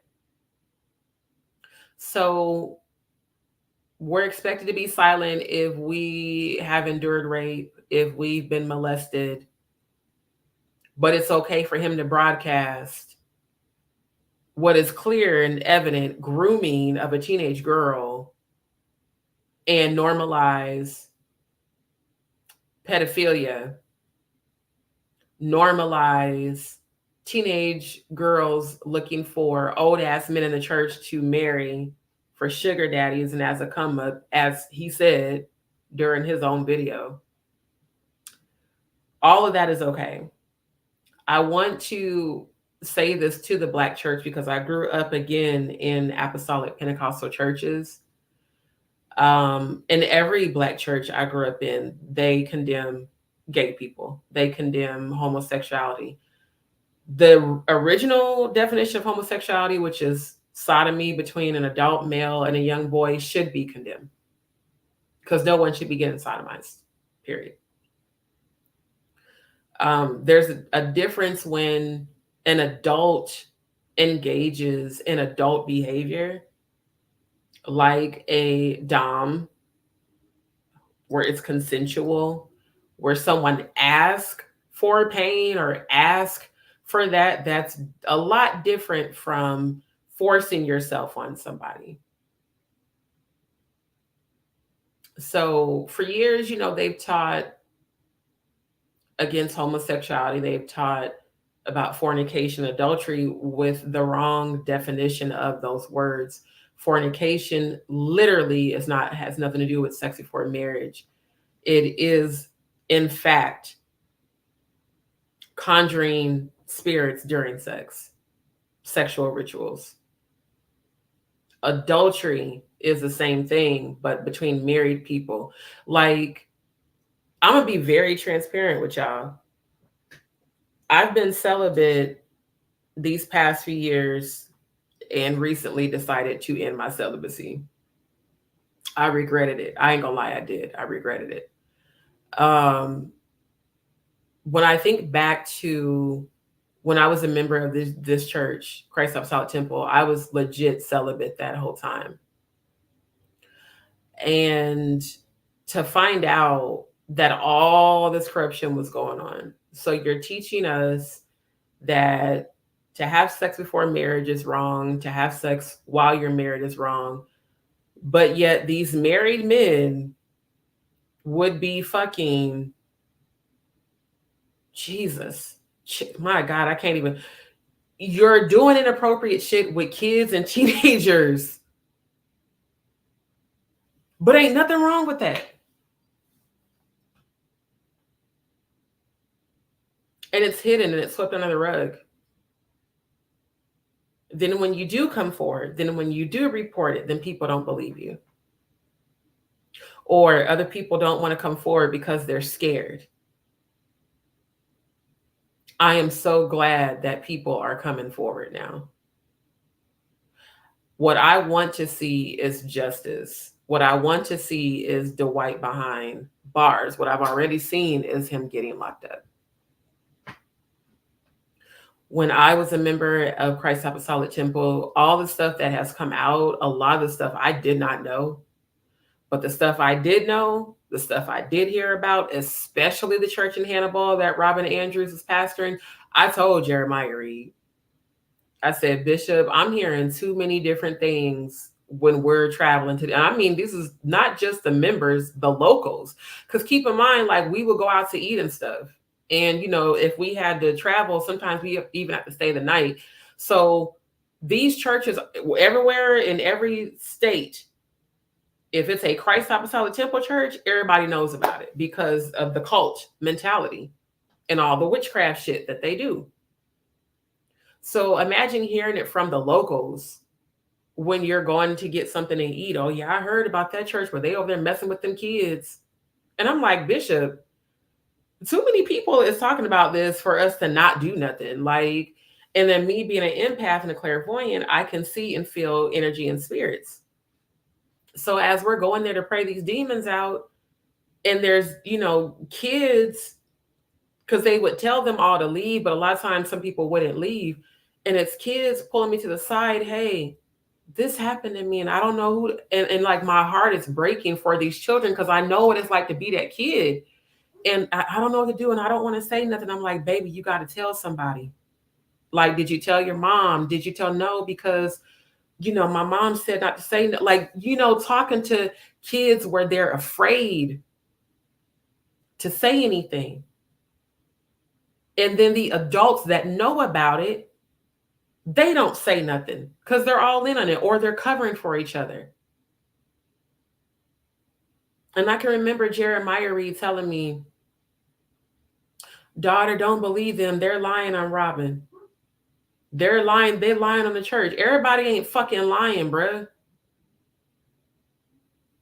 So now you have situations where over a decade later,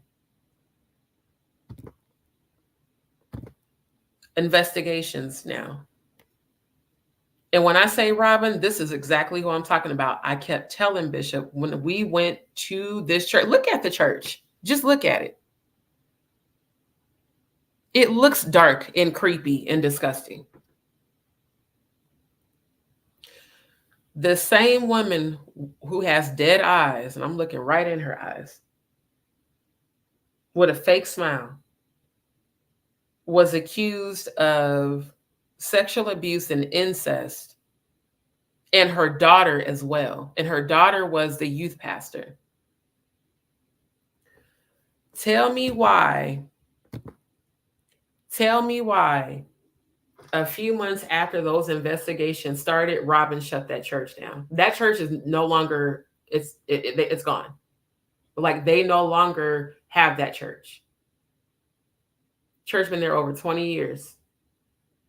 She shut the church down amid the investigations. That tells you everything you need to know. Because someone who's innocent isn't going that far to cover shit up. Someone who's innocent would come to you with the receipts to show you that they're innocent. Not shut the church down. And then there was another, I didn't bring that one. Next live, I'll show y'all. There was another one, another article where I think it is on his page, where she filed a restraining order against the victims that were speaking their truth and tried to say it was cyberbullying. Let me find it right quick because I know it's on Senegal's page. Because I seen it. I remember. Let me give me 1 second, y'all. Because I might have to go into my saved archive to find it. So you got to think about how disgusting. Here it is. There it is. There it is. Okay, let me share this page. Hold up. Let me share this page. There we go. All right. So this is dated August 24th, 2022. And it says one of the witnesses and victims in an ongoing investigation against Robin Andrews and Robin Michelle Harden. Robin Michelle Harden is Robin Andrews' daughter. Of Christ Apostolic Temple number 3 was served with documents for a request for a restraining order against them. Even though they have had no contact with Robin Andrews and have only publicly shared their experience and what they witnessed, yet Andrews is attempting to get a restraining order against her to try to silence her from speaking out. And let me see if I can pull this up. Yeah, there's the actual protection order that she had served to try to stop a victim. A victim. Let me say that again. A victim of sexual abuse. Do you see how far they will go to cover their shit? A restraining order, bitch? Just because they publicly speaking their truth? The virtual background is really fucking off my afro. Yes, this is my real hair for those who have maybe just tuned in. But like for real, how do you have to think about, let me find that scripture. Where is that scripture where it said having their conscience seared with a hot iron? Because you ain't got no kind of conscience to do some fuck shit like that. And I told y'all that my channel and my show is uncensored. Yes, I know the word, but yes, I do be cussing because I'm grown. Period. I'm about to find the scripture right now.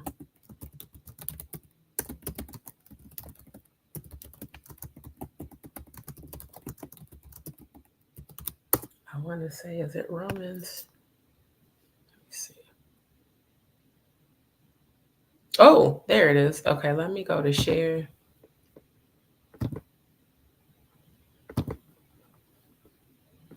There we go.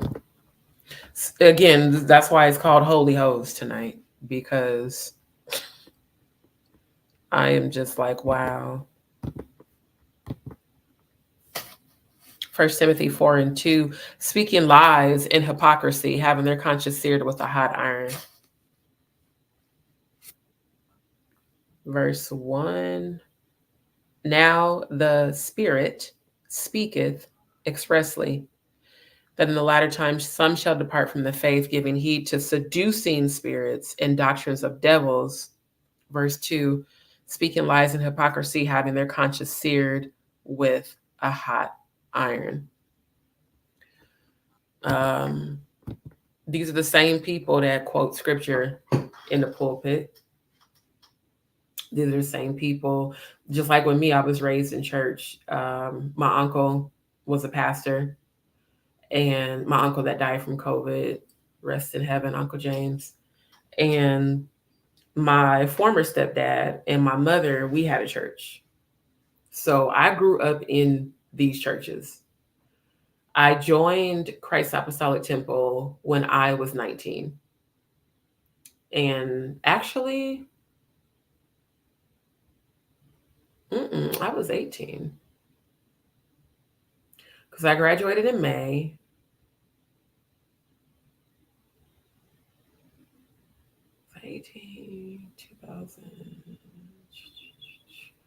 I graduated in May. I moved to Des Moines,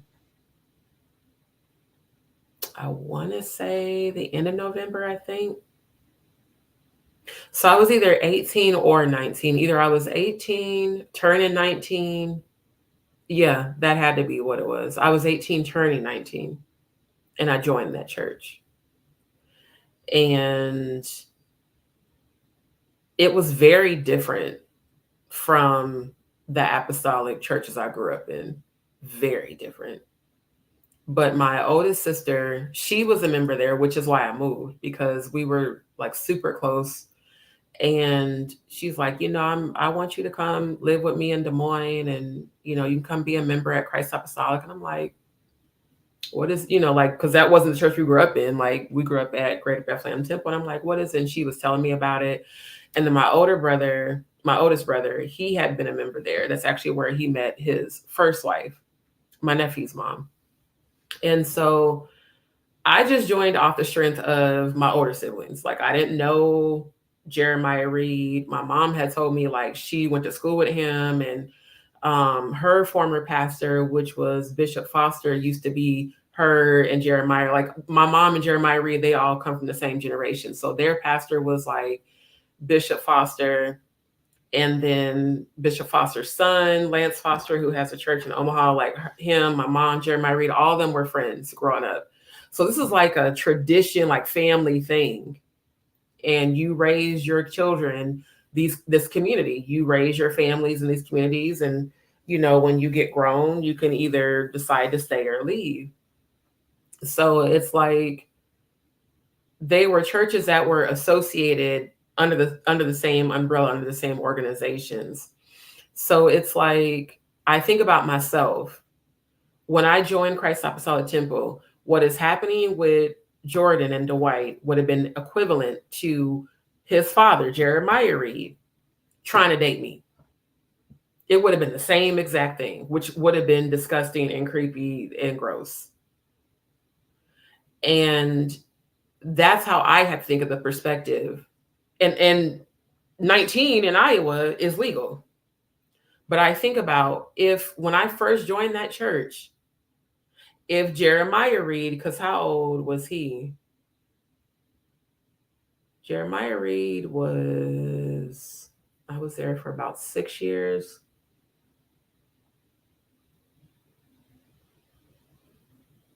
He had to be at least 50 years older than me. I don't remember his exact age. I don't feel like sitting here trying to calculate it. It would have been the same thing. Like, I joined the church, he starts dating me, we get married. It would have been like, what the fuck? Why is this old ass man with this 19-year-old girl? So imagine how much more what the fuck it is when a 63-year-old grandfather who's a pastor by default marries an 18-year-old and brags about how they went on supervised dates when she was 15. It's like, you were so arrogant that not only did you do this publicly, you went on the Apostolic Oneness Network, which was supposed to be a network to help save people's souls. You went on there and bragged about it to try to normalize it. And now, unfortunately, at that church, this is normal. It is now normal for teenage girls to date men that are Dwight's age. And there are other young women who are doing it now, from what I've been told. Allegedly, there's other teenage girls that are dating the pastors that are in their 60s, thinking that they're going to take care of them financially.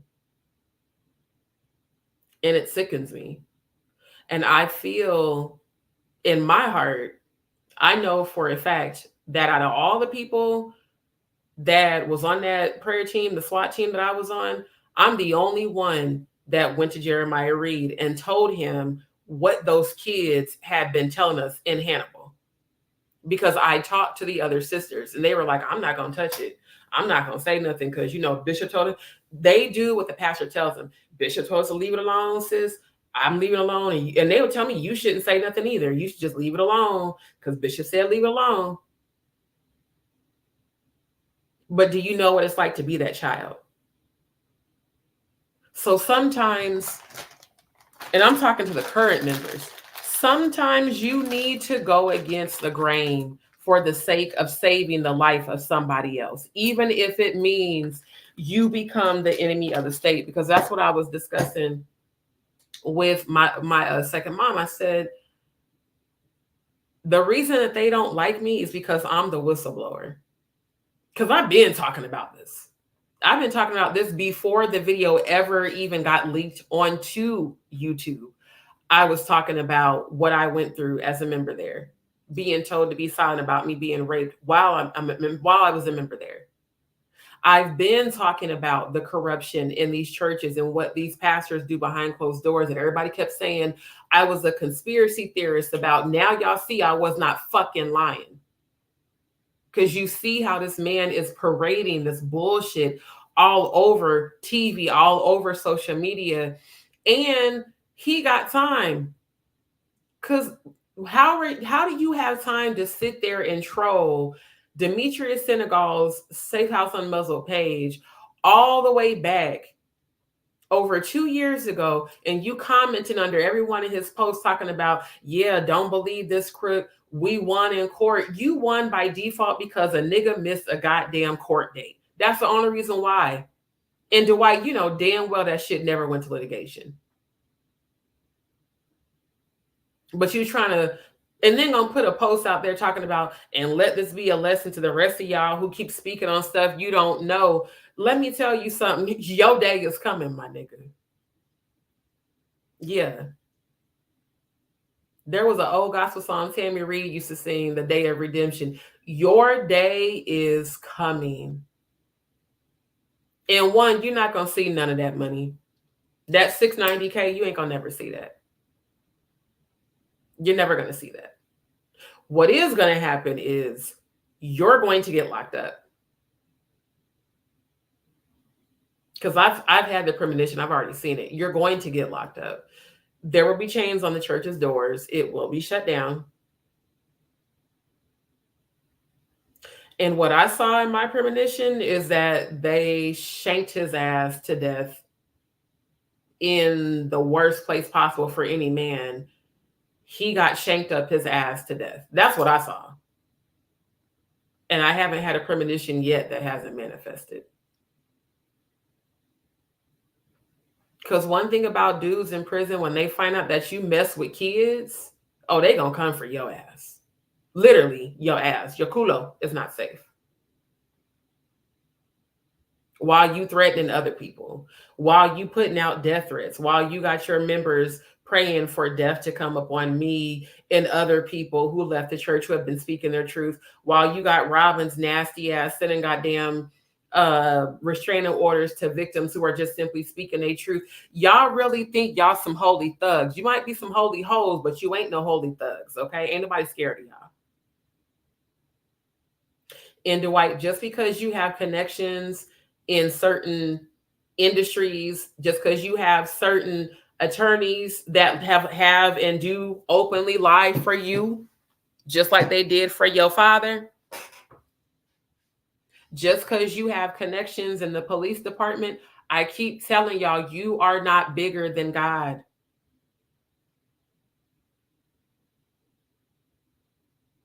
Let me say it again, Dwight. You are not bigger than God. I don't care what connections you have in Iowa.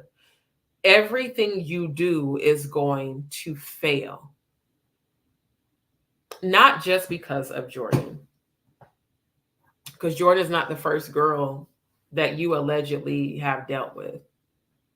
But for all of the ex-wives, for all of their children who multiple wives and multiple stepdaughters have spoken out, like the second wife stepdaughter that spoke out and said you started molesting her at age 10.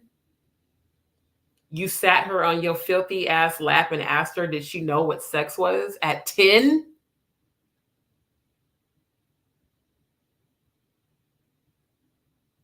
This is what the people who have been connected to you directly are saying.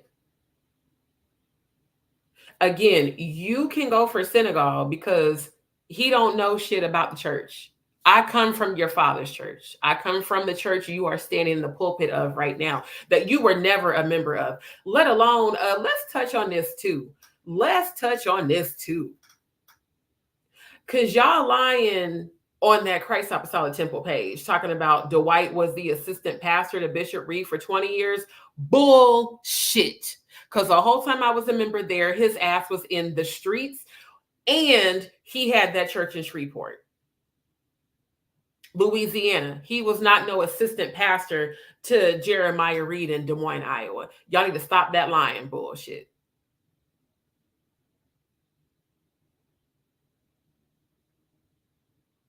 Like all of these goddamn lies that's just circulating on social media. I'm like, just because your dad died don't mean that the rest of us that were his members, we still here, my nigga. We remember you. We know you for real, in real life. Outside of social media, we know you in real life. I've been to your dad's house. Every time the SWAT team had a meeting, he called us to his house. And we sat in the living room and prayed and talked about what things needed to be prayed for. Whose churches do we need to go and travel to next to pray spirits out of? What people right there in Des Moines, what members we need to go pray spirits out of their house?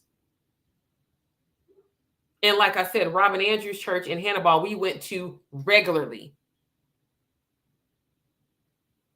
So you motherfucking right. I want these damn investigations to lock all of y'all up. Robin, your ass deserves to be locked up. Your daughter deserves to be locked up. Dwight, you deserve to be locked up. And I can't wait for justice to come. Because too many of us suffered abuse at the hands of all of y'all and your father, Jeremiah Reed.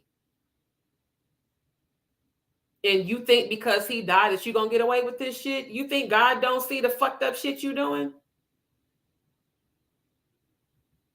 You really think you hiding from God doing this bullshit? You're that delusional?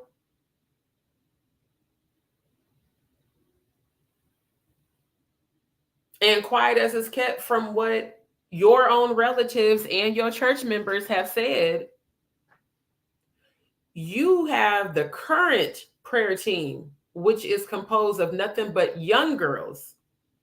Your members are saying this shit, that the current prayer team, the members are all young, and that they have been staying the night overnight at your house in the bedroom with you and Jordan. Holy hoes. Holy rolling hoes. Holy rolling hoes. I swear. I keep hearing that homie over hoes by the Boondocks, but for real, we never spent the night at Jeremiah Reed's house. He might have called us in the middle of the night for a meeting, because if you was on the prayer team and hey, we need you to pray. I need y'all to come up to the house. We got to pray. I need y'all to go to the church. We got to pray. But we never spent the night at his house in his bedroom. So now these your members saying this shit, and your relatives, Dwight, that you have had the prayer team in the bedroom with you and Jordan drinking and allegedly having orgies and threesomes. Now, this is what your members and your relatives are saying. And that allegedly one of your blood cousins was a part of this alleged orgy. Now, I'm gonna be honest with y'all. I used to be in a lifestyle back in the day. So, hey.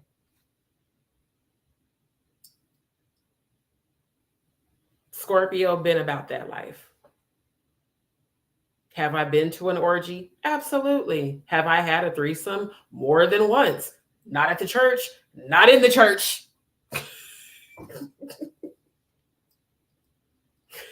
I was very much so not in the church when I was about that life. Because I am Scorpio. I am a voyeur. I am bi. I do like men and women. Yes.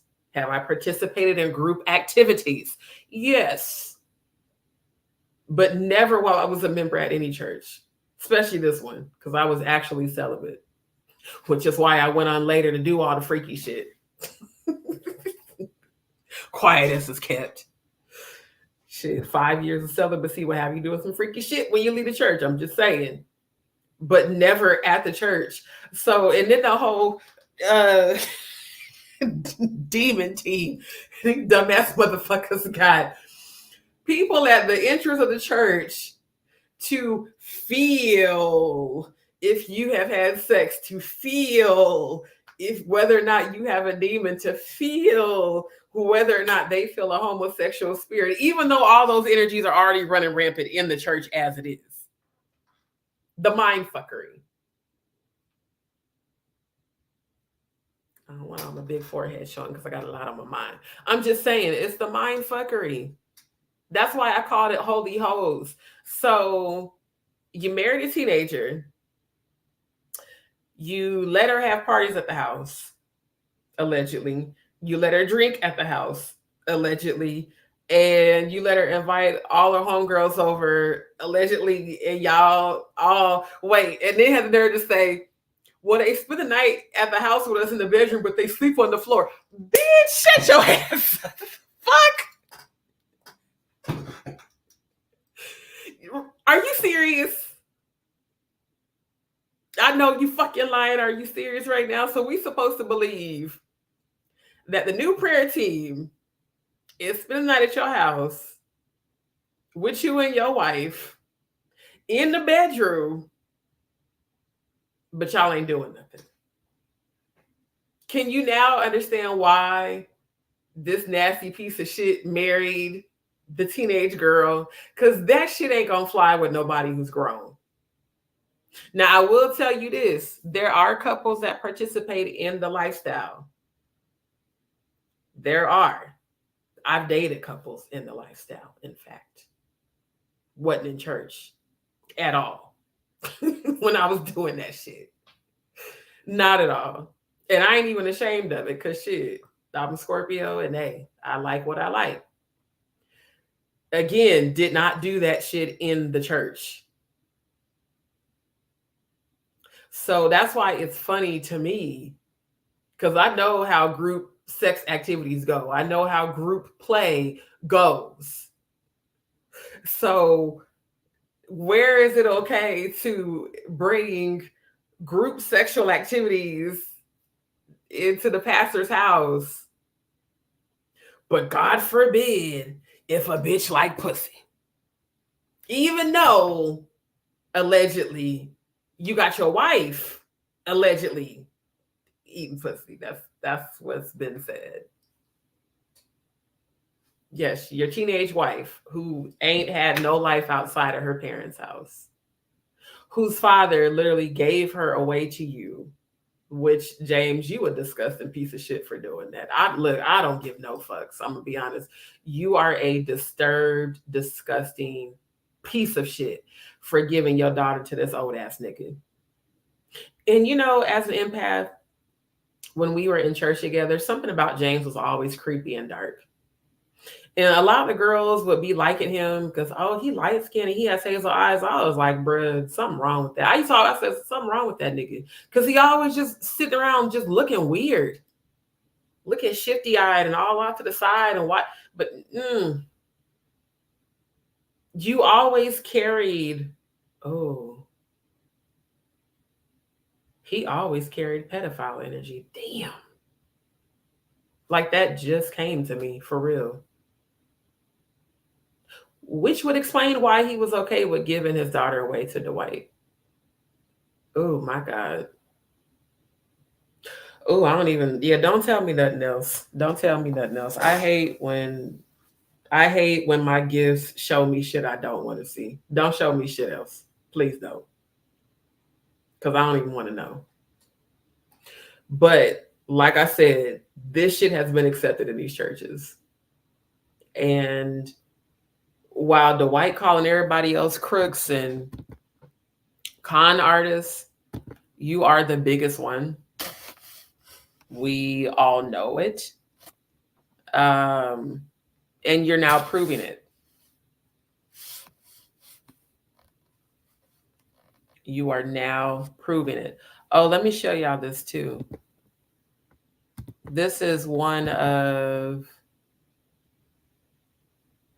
Oh, yeah, let me show y'all this too. Because I remember this lady. All right. So this is a post that was under Safe House Unmuzzled, dated June 10th, 2022. And he highlights a former member of Robin Andrews Church, Christ Apostolic Temple number 3, Light of Hannibal. In an attempt to defend the pastor, Robin Andrews confirmed that they were indeed aware of the sexual abuse, suggested that the victim loved it, and attempted to guilt the witnesses and survivors. Chandra Griffith was an elder in this church, which also makes her a clergy member and as such, a mandated reporter. He goes on to say she has implicated herself in these posts by admitting they knew and did not take it to law enforcement. Consequently, our organization will also be turning her name and information along with these messages into the Hannibal Police Department. No matter how much a teenage child beginning at age 15 is alleged to have loved it, it is statutory rape where a 30-plus-year-old adult is concerned. And I actually did comment under these posts. But this is Chandra Griffith. I remember her. I remember seeing her in Hannibal when we would go there to pray those spirits out of that church.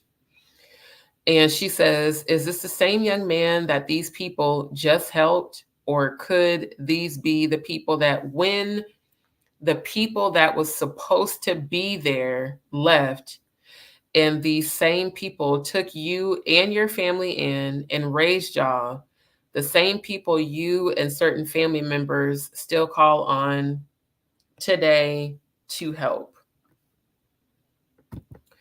And then she goes on to say, I helped my pastor assist his family. Oh my, but we are in that day where this is expected when you know your intense. I think she meant to say intentions, bless her heart, grammar, were and are pure. A, thank you, Lord, for an opportunity to stand for you. And then she says, the entire story is not being told. He also loved this. It's not, he also loved this.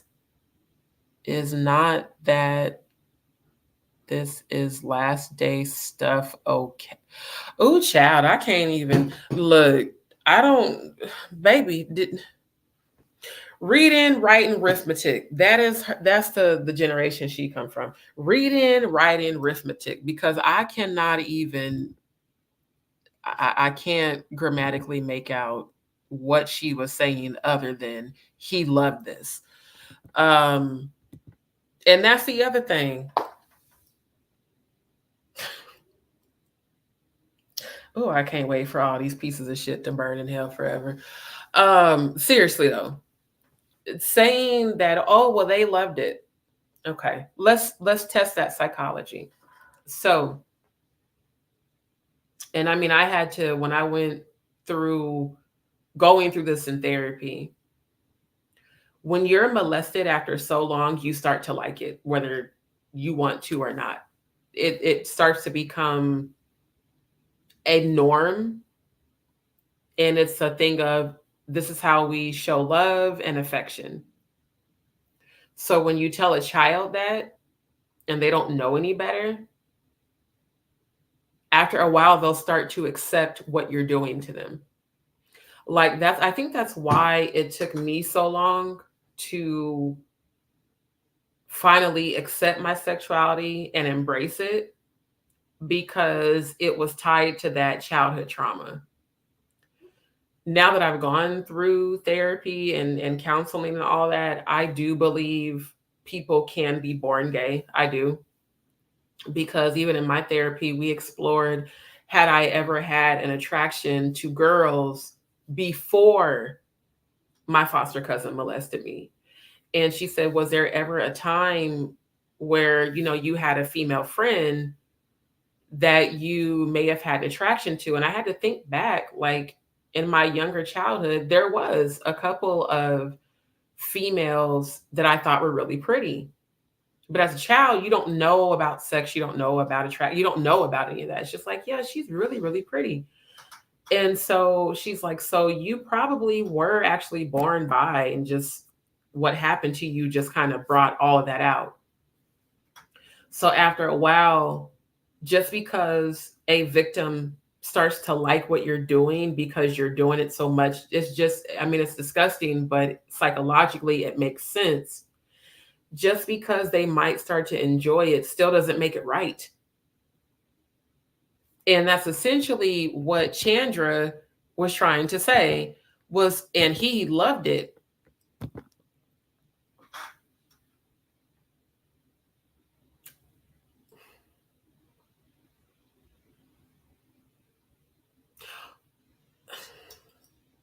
I just, in my mind, I can't even make sense of where her psychological, like, where was your mind when you thought that, let alone said it?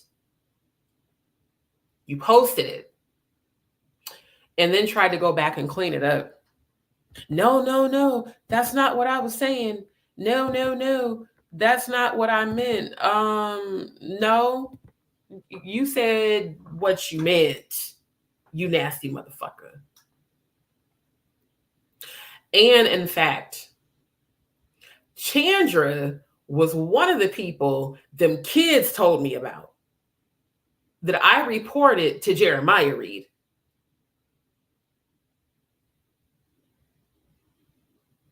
So let's just go and put all of that out there. I remember them kids talking about her. I remember telling Jeremiah Reed about it. Because I was like, Bishop, it ain't just Robin that they're reporting. They're saying it's her daughter, and they're saying it's some of the other clergy members that are women. So again, it ain't even just men that do this shit. It's men and women, and it's all these pastors whose churches and money are connected that are covering for each other.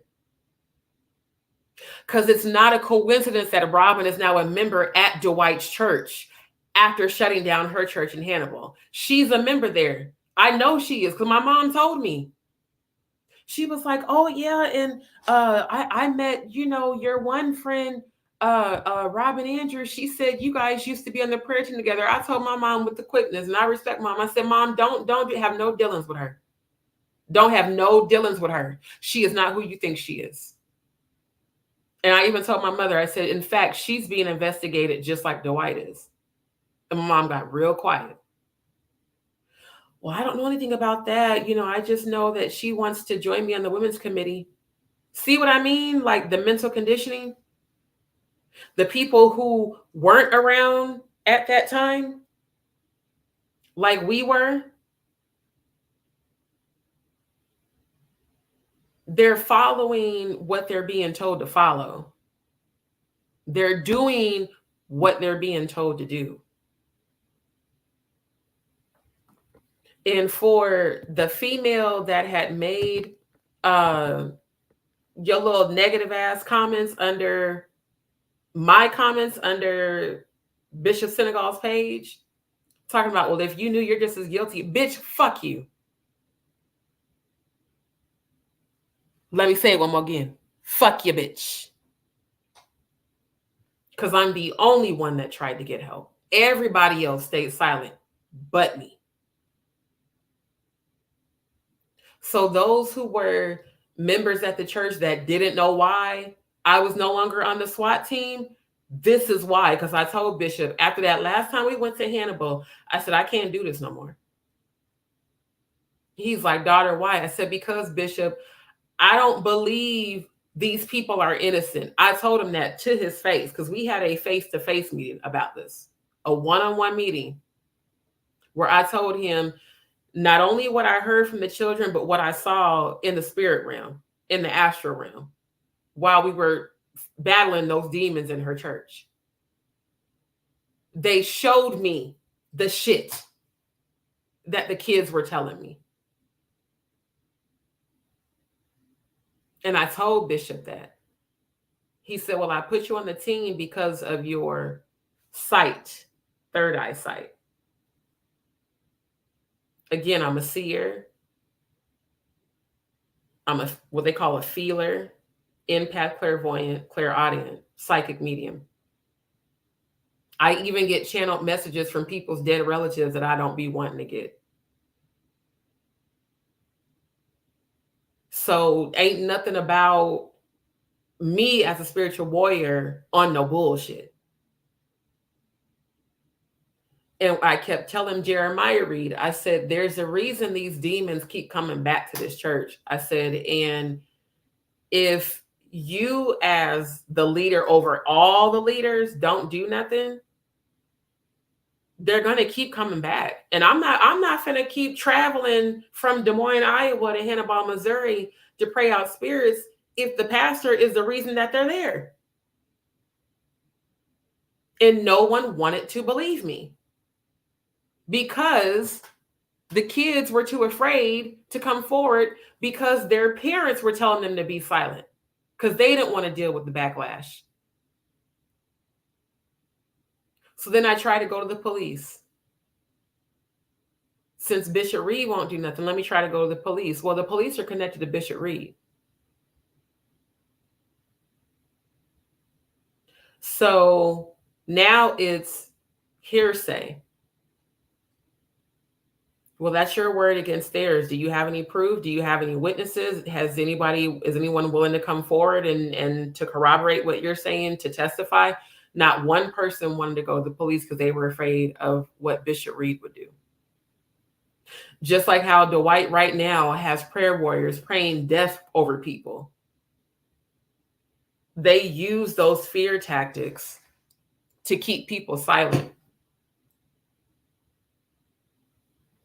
So it's like, okay, if I go to the police and the police say they can't do nothing or they won't do anything, the pastor won't do anything, the only thing I can do, deuces, I'm out. because I'm not going to be a part of this shit. And what Jeremiah read is, well, where's your proof? The babies telling me this shit is proof enough. Well, they lying. You know, people be lying on Robin. They be lying on the church. You know, they just want money. First of all, let's be very clear. I'm going to be very clear with y'all. All of the shit I did at this church, I never got paid for. The prayer team, the kitchen crew, the prayer room committee, the cleanup crew, the TV broadcast, digital marketing, the young people never got paid and never asked for a dime. Because at that time, I'm giving my services and my time and my skill set to God, because that's how they condition you. So again, how the fuck is it about money? If kids are telling you, hey, my pastor is sexually abusing me and y'all won't do shit, the children, they don't get paid. So it didn't even make sense when he was saying that. Well, you know, this is all about money. How is it about money? Were the families of the children exploiting Robin? No. They were covering up for the shit.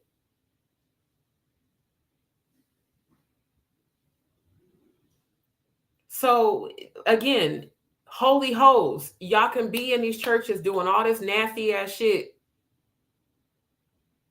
and still keep condemning the LGBTQIA community. And what y'all don't understand is that the more the Black church condemns our community, the higher the suicide rate.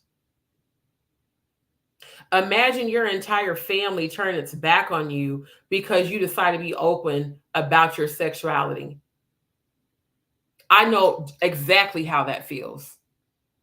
When I went public about me being raped, my family stopped fucking with me. A lot of people at these churches stopped fucking with me. And I mean, these are people who don't even go to the church no more. But just because they're still associated with sister and brother so-and-so, or their relative still goes there, well, I don't want to be associated with you because I don't want to be gay by association. My family completely cut me off. I don't get invited to family events. Relatives will come in town from out of town. I will see the shit on Facebook.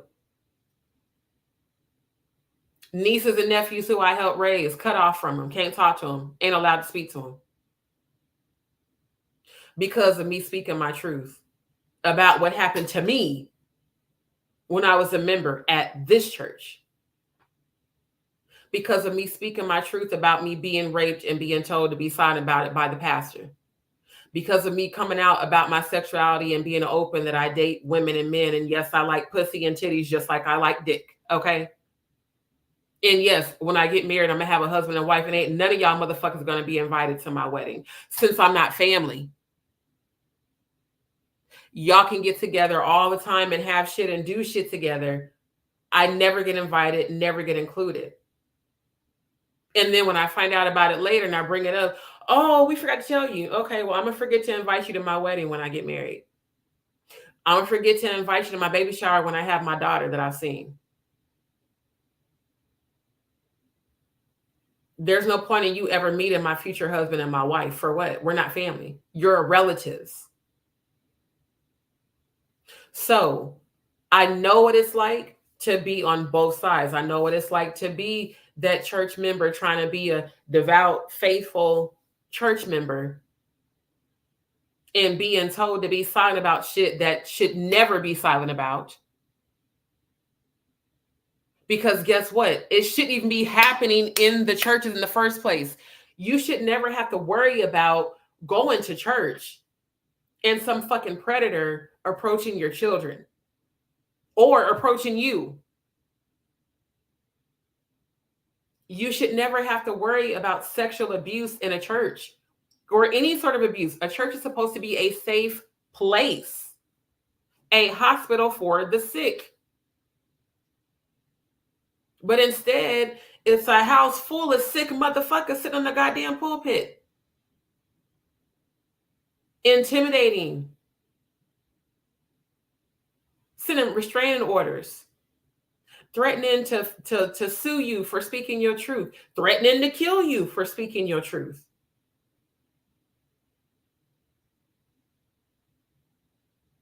That's why I call y'all holy hoes, because you claim to be so holier than thou, and every last one of y'all ain't nothing but some hoes. But you sit high and look low on those who have embraced who they are.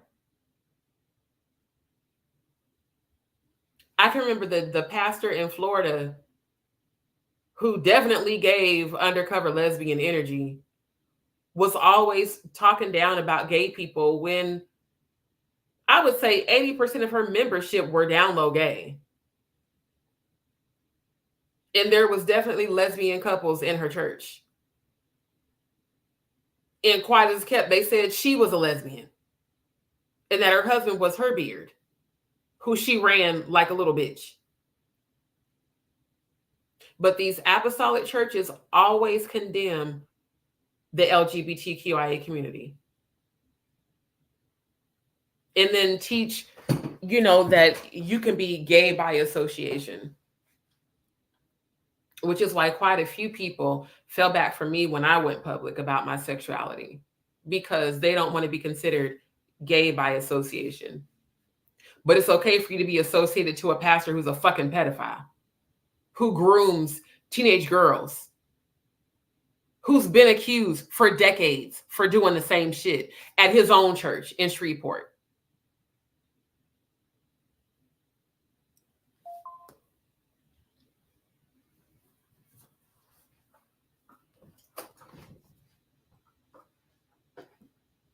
But this type of shit goes on and is swept under the rug all the time. When I was talking with my second mom the other day, she told me a story about how there was a couple that knew their child was getting molested. And the perpetrator paid the parents to not go to the police, and they accepted the money. They allowed this pastor to keep raping and molesting their child for money. And I think about my 5 miscarriages, because I was born with Graves' disease, hyperthyroidism, and it causes miscarriages. And I think about if any of my children had lived, and God forbid someone had gotten to them and touched them, that person and everyone connected to that person would no longer exist on this earth. So to think about the psychology of a parent that accepts money to be silent and to allow their child to be sexually assaulted by a clergy member of all people. And then y'all wonder why I don't fuck with churches no more, why I don't fuck with religion. They have never, the only church, really, I can't even, no church was a safe place. None of them, not even my uncles. And I love my uncle to life and my auntie. But I was molested at their church. They didn't know because I didn't tell them. But my foster cousin that was targeting me, that lived in the house with us, my afro getting all out of shape a little bit. She would molest me at my uncle's church when the parents weren't around. She would, and she was bigger than me too. She would target me every time our parents weren't around. She would be doing shit to me at the church, not just at their house when they were gone, not just in the van that we all rode in together back and forth to church that sometimes the kids would linger in, but physically there. My former stepfather was arrested for statutory rape because he slept with a 15-year-old when he was 49 and a girl turned him in. Then later on, we find out he had been fucking, it was like 3 of the women at our church, physically at the church. All the times my mom couldn't find him and stuff, and she would be taking us with her to go scour the town to find her husband. He would be up at our church physically fucking these females like it wasn't a church building. And then fucked a 15-year-old in his mother's bed while he was married to my mom.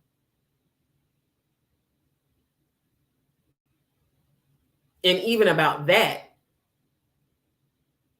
imagine growing up with that type of environment and you can't talk about it because you're the pastor's family, so you just got to smile and act like everything is okay.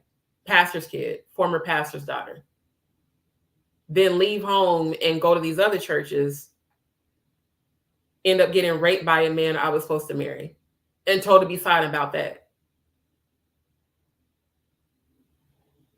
And look how many years it took me to finally talk about it. Almost 20 years later.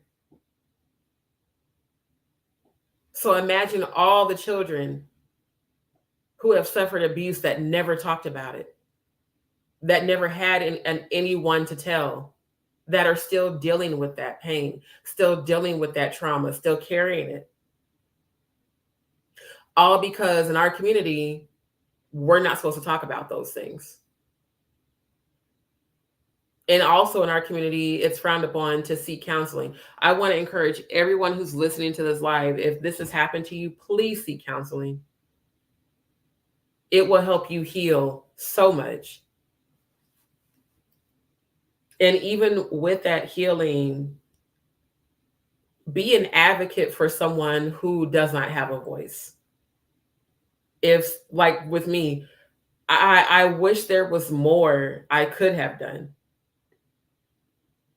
But when you go to the leader and the leader don't want to do shit, and then you go to the law and the law doesn't want to do shit, all you can do is pray and just hope that those kids are able to find the courage to get the help that they need. And I really hope that every single victim, especially in Hannibal, that were those kids, speak out now. And don't say it won't make a difference. It will. Because you can make a difference in someone else's life who is happening to right now, who doesn't have the courage to speak out, who is afraid to say something. Your voice gives them a voice. That, for me, that's all I want, is just to see people get justice and to see them find their healing. I don't want no money. I don't care nothing about none of that. Like, I was reading the details in the case that Bishop Senegal filed against Dwight. And on the article where it talked about, Dwight's defense and saying, they believe that Bishop Senegal's motives were monetary because he was getting money for a fund for the victims of the alleged, sexual abuse victims and all of that. Dwight, how many billions of dollars did your father get in government funding for programs and committees that the church never had, that never existed? Number one. Number two, let's play devil's advocate and say Bishop Senegal's motive was for clout and for money. Whether that's the case or not, the sexual abuse still happened. It still needs to be dealt with. Those people still need to be held accountable. And then even at the end of their defense, in true narcissistic fashion, Dwight put at the end of his post, "Oh, and he's also a homosexual," as if to degrade him by saying, "Oh, and he's also gay," to make what Bishop Senegal's claims against you, to make that be dismissive. Because in the Black church, if you're labeled as gay, they're not going to listen to you anyway. They're not going to fuck with you anyway. So it's like you are lying about everything that you're doing, and then you're calling this man gay in an attempt to try to dismiss it and make, just do away with the validity of his claims against you. It's all a mind fuck. It is truly all a mind fuck. And it is truly despicable and disgusting. And I cannot wait for justice to come, and it is coming. Everything that the Most High and my angels and the ancestors has been showing me, it's all manifesting. Even the people who call themselves falling back from me when I started speaking out against this, the Most High showed me that. The Most High showed me all of y'all watching and being silent and gossiping amongst yourselves. So thinking that you're going to shun me from a community that I don't fuck with anyway, I don't care. As you can see, my life is still has been moving on. My channel has still been growing. My subscribers are still coming through. Like, you're not going to silence me out of all people against sharing my truth about my experience with Christ Apostolic Temple when I was a member there. And the fact that my mom was a member there isn't going to stop me either. I've told my mom, look, I love you, but we're not going to agree on this. I love my mom to life, but it really hurt my feelings when she told me to be silent. No. I was raped while I was a member there by another member who I thought I was safe with. And Jeremiah Reed told me to be silent about it. I absolutely want justice. I absolutely want vindication. I absolutely want for Dwight and everybody else, Robin, all of y'all, all of you will pay for what you have done. Dwight has not won anything. Robin has not won. And I've seen the funerals of those who are about to die. And everybody that knows me knows since I was 8, every time I dreamt of a funeral, then people would die. So just because it hasn't happened yet doesn't mean it's not going to. Some of y'all's punishment is death. And Robin, I saw you in the casket. So I'm just, hey, you might want to get yourself right. Everyone who aided in covering it up, if they haven't died already, death is coming for y'all. Everyone who participated in the abuse, death is coming for y'all. The death angel is not playing. And Dwight, you will not intimidate me or anybody else who left that church. You might have those members under a stronghold of fear and manipulation and mind control, but you will never have my mind, body, or soul. I will always speak my truth, and no harm will come to me ever. And I know the things that you have said. I know the things that you are attempting to do. It will all fail. Any energy rising up against me will fall by the wayside immediately and be destroyed. Chaos and confusion will come about their lives. Death and hell will follow their evil intentions back to them. Every evil intention, every evil eye, every curse, every ungodly thing being spoken against me and anybody connected to me shall fall immediately and be reversed back to sender 100,000-fold times 3. Ashe, amen, mote it be. So it is. Spiritual warfare is not a game. Now, yes, I'm talented. I have all these skills. I can cook, I can sing, I can write music, I can edit. I do JavaScript programming, all this tech work, all this stuff. But at the core of me, I am a spiritualist. I am a high priestess. I was born with these gifts for a reason. And I'm not using any of my gifts to incite dark energies, but I will use the darkness to protect me. I will call upon your demons to fuck you up, thinking you're going to fuck with me. That's the thing about being a spiritualist. See, when the Most High is within you, when you are the church, when the Most High is within your mind, body, and spirit, and you understand the power of God that is within you, you can command demons and they have to move on your behalf. You should never fuck with a spiritualist who has performed exorcisms in real life. Because that means I know some shit. I've studied demonology. I've studied spirituality. I've studied all forms of spiritual practices. I understand how the spirit realm works. And before any deity that you call upon that is of a dark energy will come to me to harm me, they'll listen to me to fuck with you. That's why I don't be like people that's like, I'm afraid. Afraid of what? Fear is an illusion.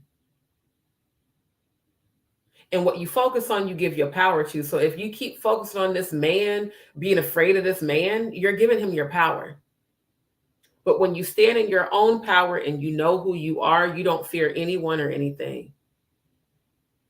So all your death threats, Dwight Reed, and Christ Apostolic Temple members, all of your despicable prayers that you're praying for death to come upon me and other people who are speaking our truth, you should really pray a protection of prayer over your children and your lineage, because those are the ones that you're cursing when you fuck with us. How do you think generational curses start? By the wrong person speaking on the wrong spiritualist. By the wrong person trying to send curses and evil prayers to the chosen, the high vibrationals who are divinely protected. See, Oshun and Ogun protect me. Archangel Michael protects me. Archangel Raphael protects me. Archangel Metatron protects me. Archangel Uriel protects me. All of my ancestors protect me. All of my spirit guides protect me. And you think I'm going to be afraid of you? You should be afraid of me.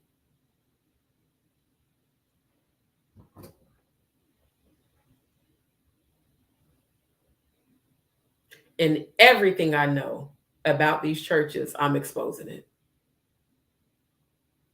And I'm going to do it until I take my last breath. The Bible says, as a man sows, so also shall he reap. So since y'all have sown abuse and destruction, you're going to reap that. And so is your lineage. That's why I said, pray over your babies, because you've cursed them. And that demon seed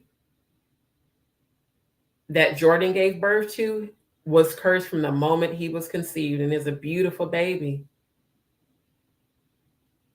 But your father created you under demonic possession. So unfortunately, like I told y'all before, I saw the premonition of the son sacrificing Jordan.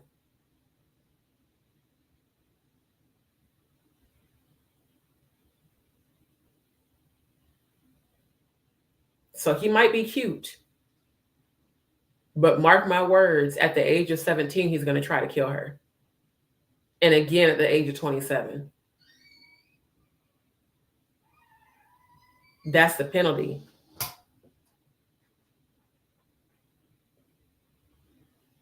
You cannot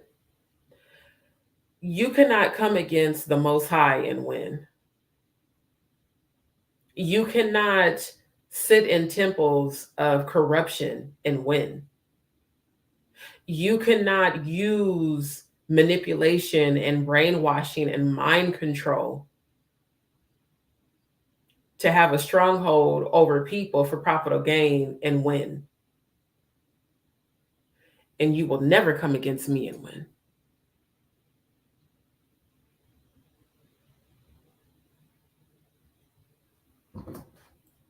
To those who have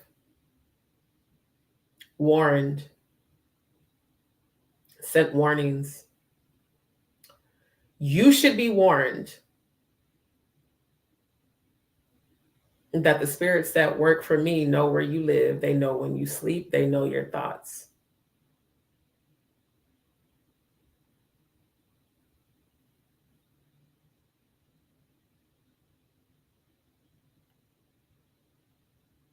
They can take your life tonight.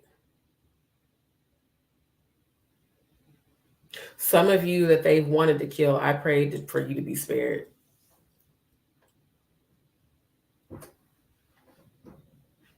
For those that don't know what a high priestess is, Google it.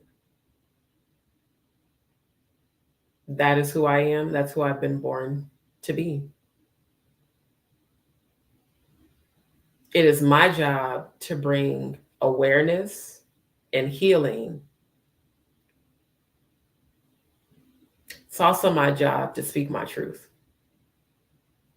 Because my truth is the truth of hundreds of thousands of people. The more I talk about this with people, the more I realize how unfortunately common it's been for rape and molestation to be a normal thing. Just how many people this has happened to is insane. Oh, and Jackie Seymour, I've heard of all the things that you've had to say. I understand that you sit by my mother at Christ Apostolic Temple. Be very careful around my mom. Be very careful the things you say in regards to me and other members. Because your beautiful mother is hanging on and she's on her last breath. God rest her soul. She's about to die. I remember your mom. She's a sweetheart.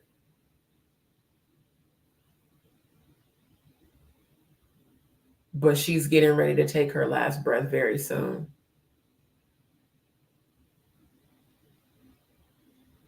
Your end is gonna, yeah, Jackie, you need to be careful. You need to be really careful because they just showed me some shit. Your end is gonna, oh my God.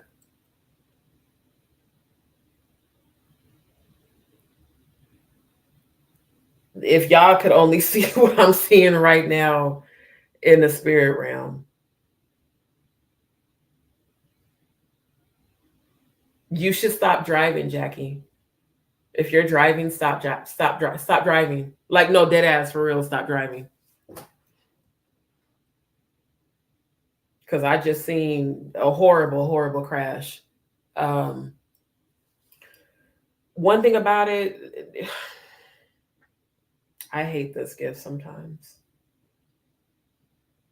Sometimes I wish that they would not show me shit. I keep trying to tell y'all to be careful. People keep playing. And God keeps saying, I'm not playing no more. No one will be spared. That's what I keep hearing. No one will be spared. Not even the children, my God. The children shall endure. Because of the sins of their parents. Pray over your kids, man. Pray over your kids, pray over your grandkids, because what y'all don't understand is that all this corrupt shit you've done for profitable gain has brought curses upon your children and grandchildren. And some of those curses are death. And I don't even want that. I don't ever want to see nobody's child having to suffer because of fucked up shit their parents have done. I just heard death for James Goodlet. I heard death for Garrison.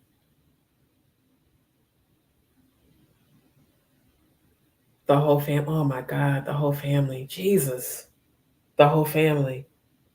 The whole family, because the whole family was in on it. Y'all need to pray. If any of y'all watching this live are connected to any of them, you better pray for them. Because the Most High just said, as much as the white thinks he's gotten away, it's about to be a devastating sweep of death. And some of the death involves children. Lord, spare the kids because they're innocent. Jesus, this spiritual warfare is so real. And we're so in a time spiritually where there's no more gray. Either you're all the way with the Most High or you're all the way with darkness. There's no more gray, y'all. And God is separating the chosen from the corrupt. And my movie that I'm writing and producing and editing, God versus Magog, talks about that. When I died and went to heaven and God showed me the 2 doors, there was the big double door, like an auditorium door, and all the religious symbols and all the famous like celebrity pastors and stuff, names were over that double door. And then next to it was a real rugged door, just like the old rugged cross. And above it, the name was Yeshua, which is Jesus's true name. And above the broad double doors were all the religions. And everybody was going through the double doors and falling into hell. And then those of us who chose not to, we had to squeeze through the rugged door. There's a scripture that talks about that. Narrow is the way, but broad is the way that leads to destruction. Let me find that scripture. Broad is the way that leads to destruction.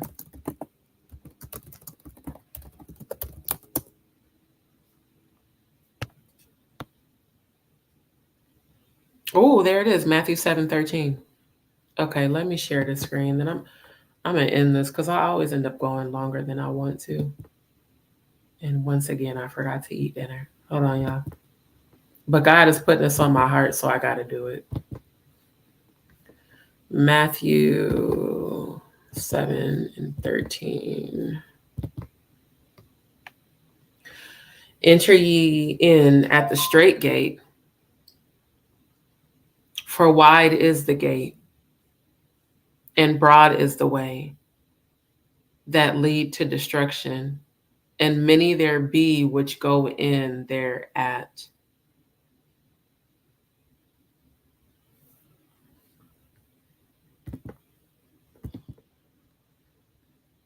And I didn't, when I first had that vision, I didn't understand it. Because I was like, Lord, what does this mean? Why are you showing me these doors? And when I died and went to heaven, the angels, that's why I say they, because it's a host of angels. The ones that showed me what was going to happen, they said to me, everyone who's going through the broad door, you guys are all given free will. So if they're going through the broad door, they chose to go through the broad door. A lot of people are followers nowadays. Those of us that saw, oh my God, you just gave me that epiphany. Those of us that saw Yeshua over the rugged door, we were chosen to see. I need y'all to understand. So it's like the majority of people were going through this double door and falling to hell. But only certain people were shown, third eye shown, the rugged door that had Yeshua's name over it. And it was a squeeze and a fight to get through the door. It was really hard to get through that narrow door.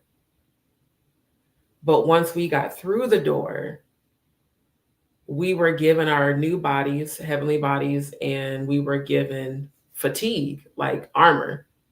We were given suits of armor and weapons, and we were fighting in the final fight of the 144,000 that the Bible talks about. It's going to be a fight.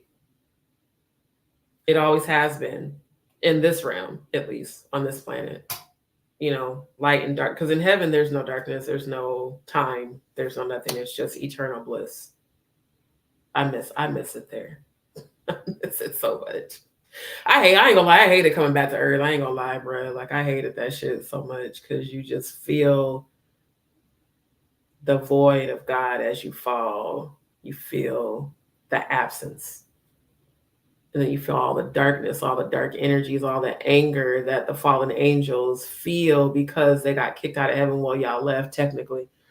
But yeah, this earth is, people say this earth is hell. It actually isn't. It's below hell.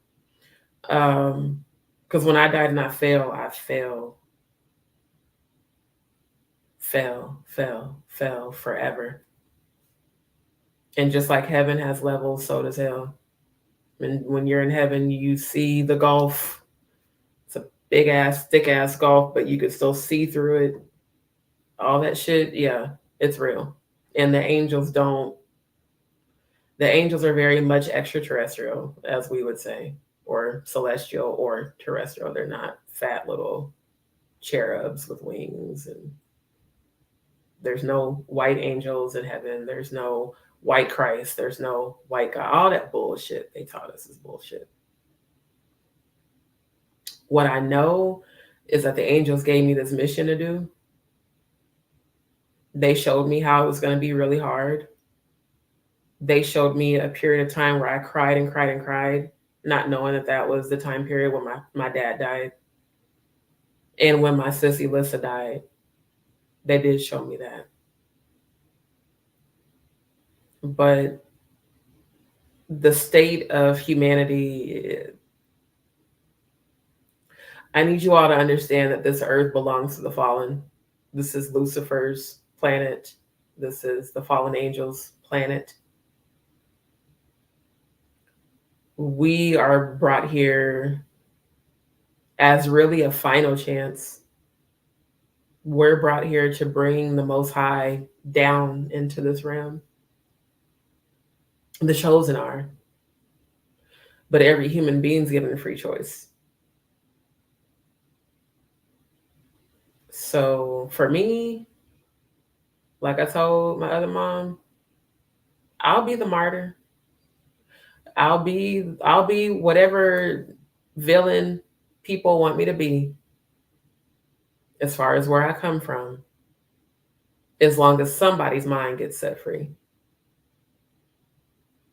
See, when you've walked away from it all, you have nothing to lose. I left everything I know and love when I left Des Moines. When I decided to go public about me being raped a few years back, I understood that there would probably be people that weren't happy about it. I didn't realize how many people I was going to lose by me speaking my truth, but it was worth it. I didn't realize how many people I was going to lose when I went public with my last same-sex relationship, which the last female I was with, I did at that time believe that we were going to get married, and we were just happy. So I was like, I've never gone public about any relationship I've been in. But I felt at that time, why not?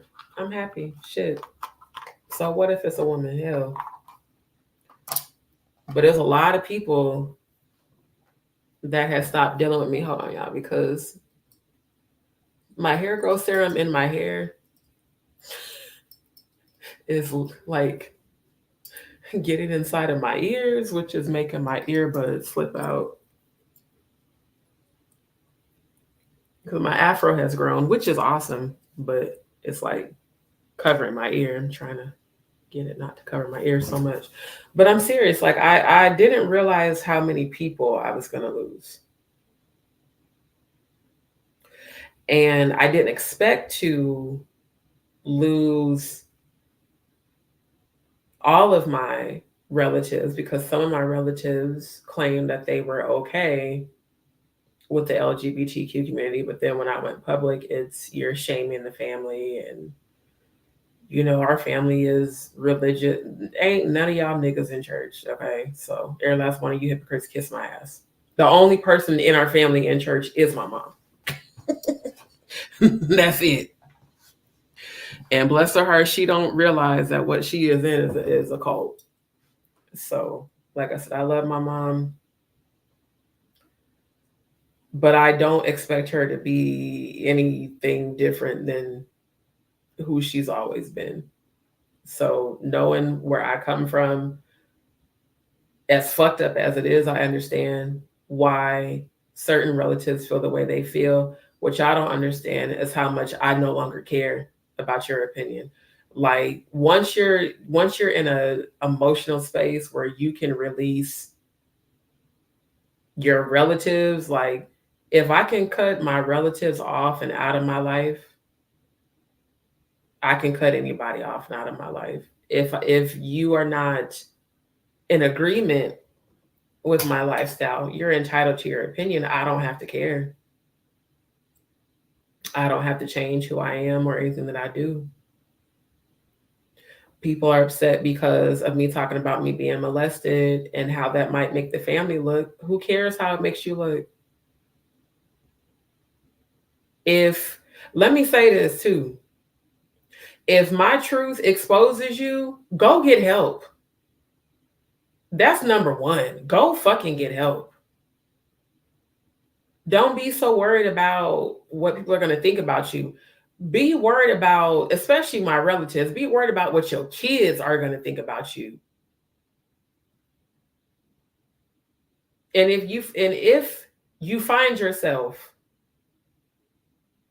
on the accusatory side of these stories, you definitely need to go get help. If one of your kids told you that they were molested and you didn't believe them, you got to deal with that conscience. If one of your kids told you that they was molested or raped by another relative and you did nothing, you are accountable for that. Some of you mothers knew that your daughters were being raped by their biological fathers and did nothing because you didn't want to lose that man and still end up losing that nigga. And now your children, your daughter got to walk around fucked up as hell. You know how many young girls that shit has happened to? Or if it wasn't their father, it was their uncle, or God forbid, their brother. You know how common this incest bullshit is? When it shouldn't even be happening at all?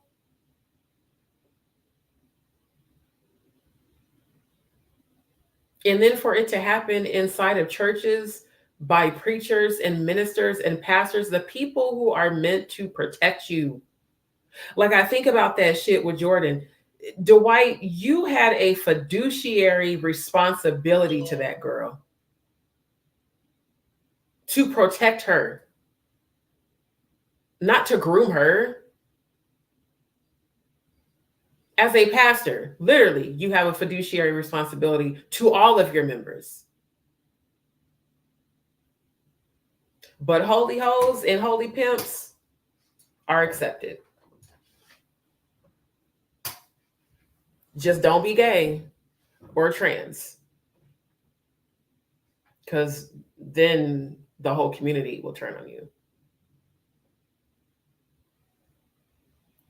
I thank God for my soul family that I've been calling in. I thank God for my soul tribe that has been coming in. I thank God for other spiritualists who I've been connecting with. Shout out to God is Mercy. I love you so much, boo. Thank you for everything I've learned from you. But this corruption, this nasty shit, don't ever expect D to not say shit. Don't ever expect D to sit up and act like shit didn't happen to make you comfortable. The last thing I'm ever going to do is be silent for the comfortability of somebody else, especially in my family. Because the one thing that none of you have ever said is, I'm so sorry that happened to you. No, you guys have all talked and been talking shit. Still to this day, talking shit. I don't understand why she got to talk about that. It happened so long ago. You know why? Because you're not the one living with the memories of it. The flashbacks of trying to get a person off of you, and this is somebody that you love. And you can't believe that this is happening to you. And some of y'all, the shit did happen to, but you've repressed the memory of it. Because for some people, denial is their coping mechanism. If I can just pretend that it didn't happen. One of my nephews told me that he was raped and molested by one of his first cousins on his mother's side. And I know this young man. And this young man now has, I believe, 2 sons. And I remember when he was a baby.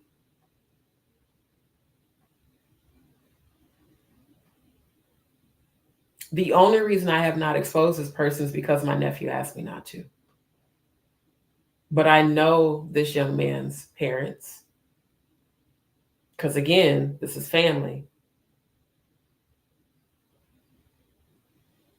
The parents of the young man is the brother of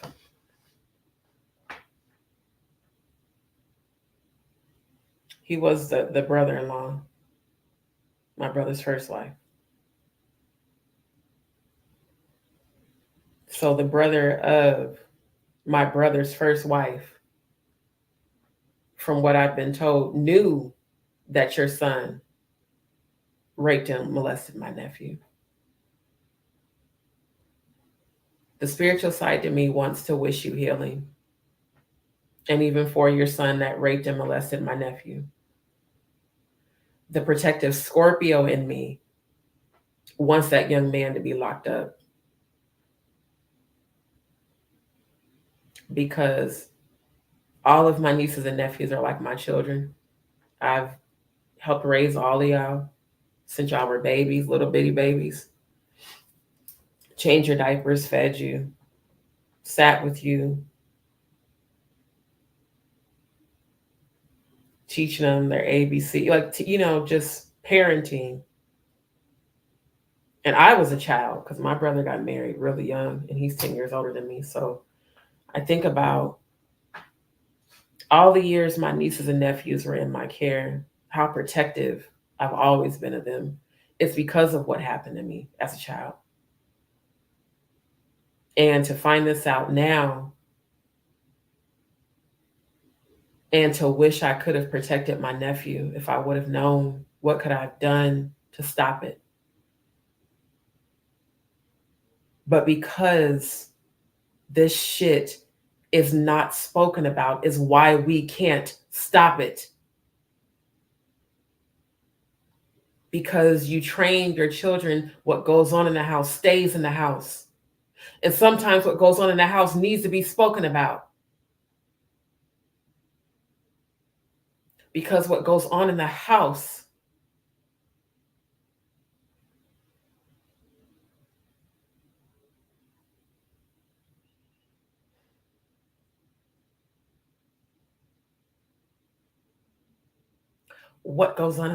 ruins.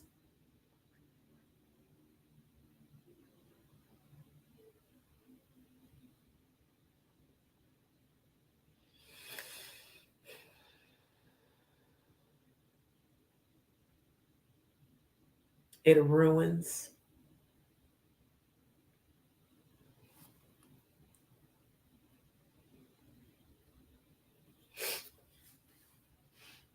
it ruins them.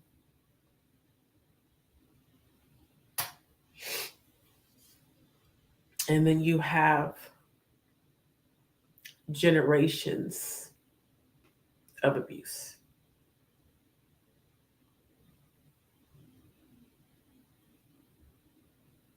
I cannot, I will not be silent.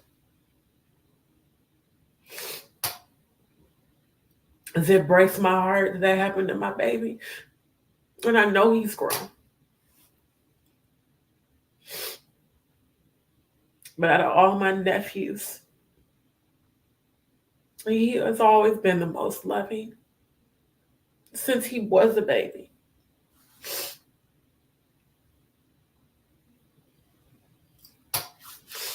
And Auntie is just overprotective because it happened to her too. The human side to me, I want justice. I do. Oh, I hate that I got emotional, but now this mascara is running every damn way. I don't wear fake lashes. I got my real eyelashes, but hold on, y'all.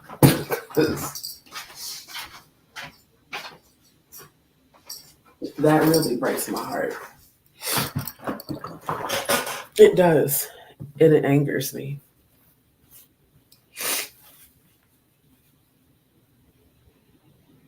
Because I never wanted that for any of my nieces and nephews.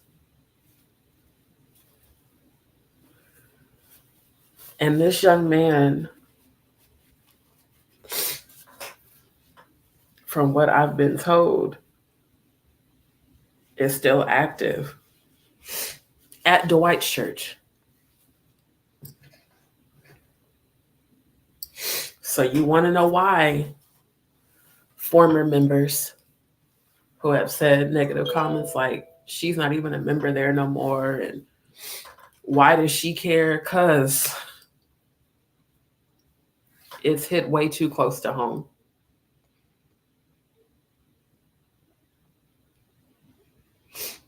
Damn it, now that mascara is falling in my eyeball. So yeah,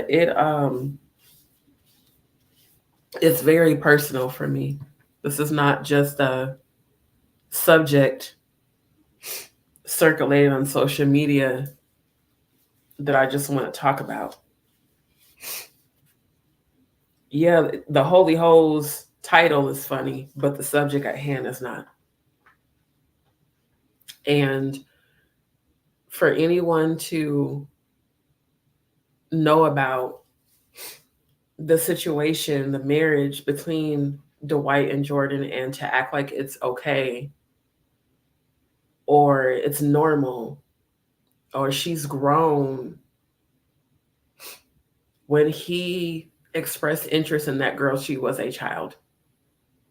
I don't give a fuck if the legal age for marriage in Iowa is 16. I got a niece right now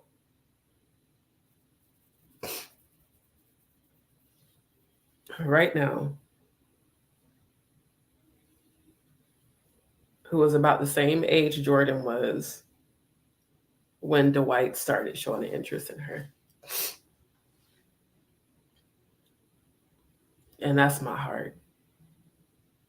Because we almost lost her when my sister went to give birth to her. It's not to say I don't love my other nieces and nephews, but that one right there, the doctor told us that she probably wasn't going to make it. And I pray for that baby girl. And God bless her to make it. And I think about if somebody touched, I swear to God, I just think about somebody his age touching my babies. Like, you would just have to die. Like, for real, you would just have to not draw breath on this earth no more. I don't care who does it to you. And I don't care who wants to call that bullying or call it whatever. That's my raw emotion when I think about what happened to me and I think about my babies, my nieces and my nephews.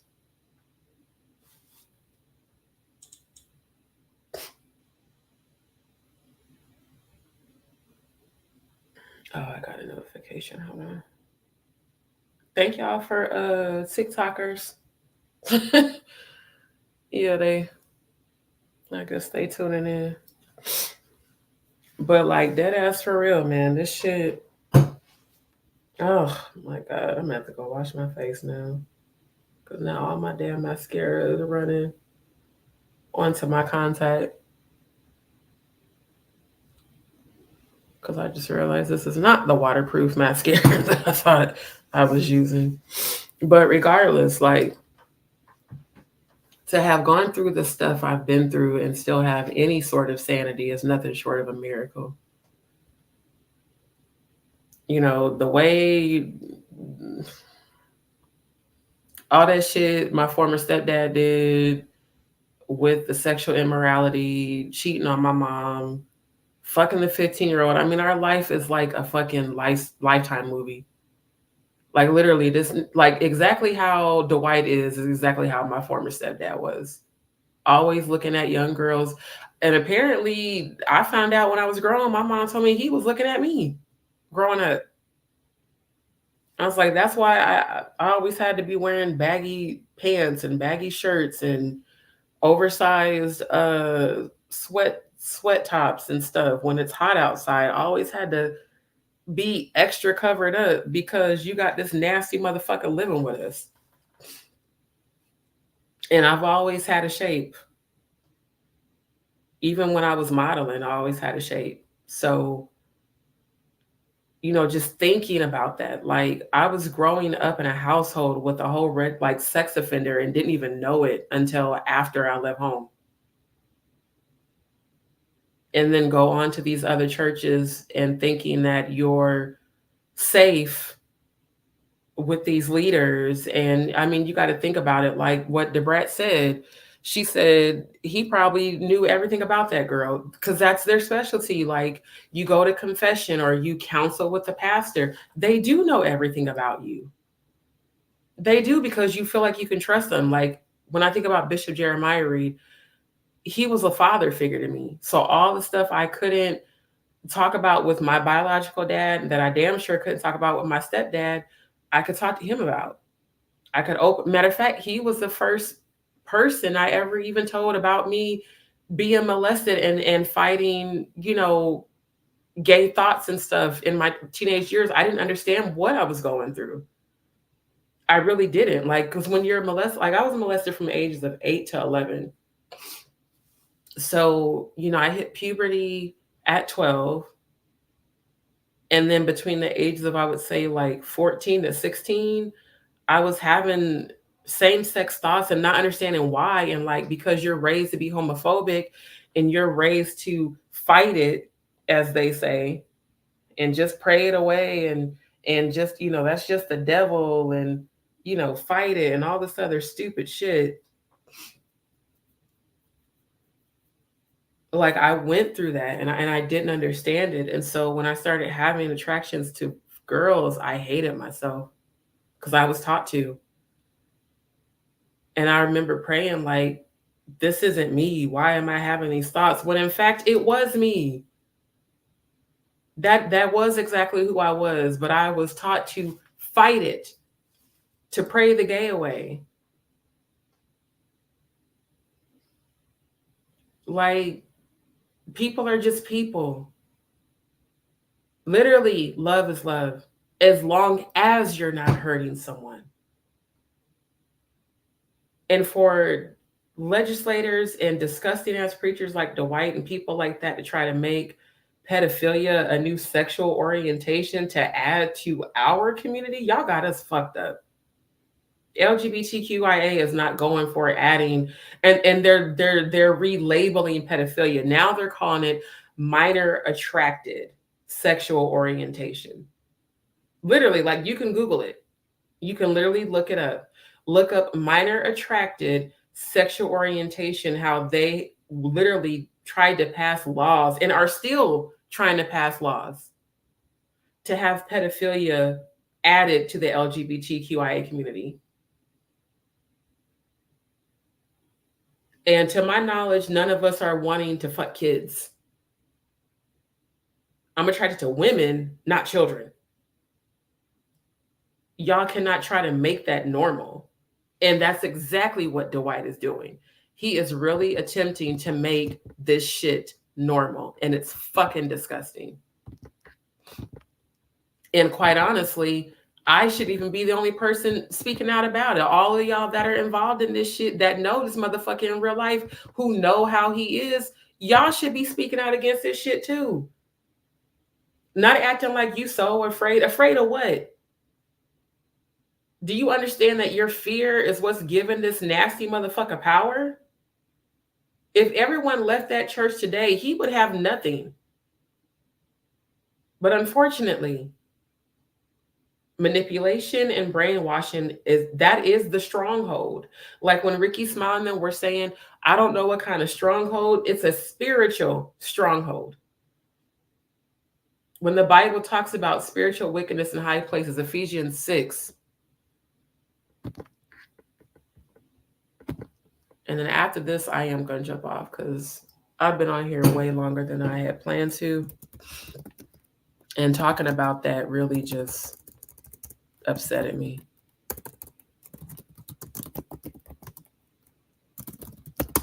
But I did tell God I was going to do this, so I'm going to do it. Hold on. Because yeah, it actually takes a lot for me to cry. But thinking about that shit happening to my nephew makes me angry. But it's cool because God's going to handle all of it. And to my nephew, I love you with every part of me. And I accept you for who you are. And I want you to stop beating yourself up.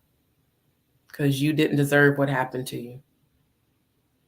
And you are not a bad person because of what you are battling internally and going through. Ephesians 6. There we go. Ephesians 6 and 10.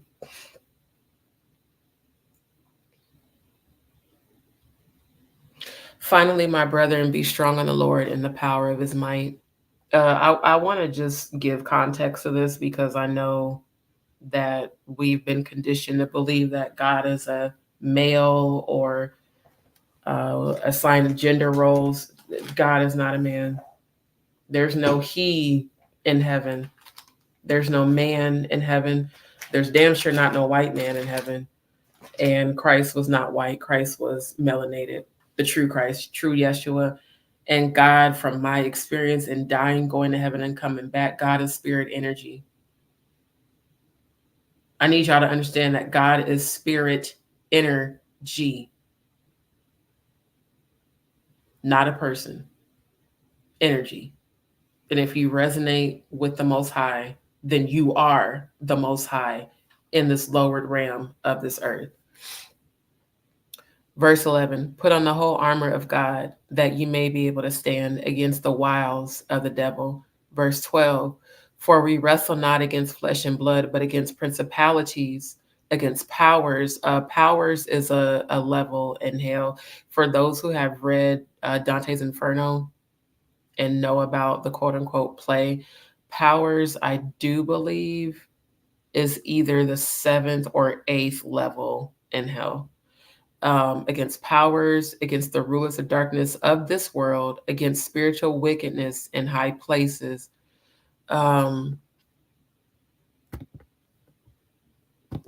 Spiritual wickedness in high places are these preachers. Also, it's the elite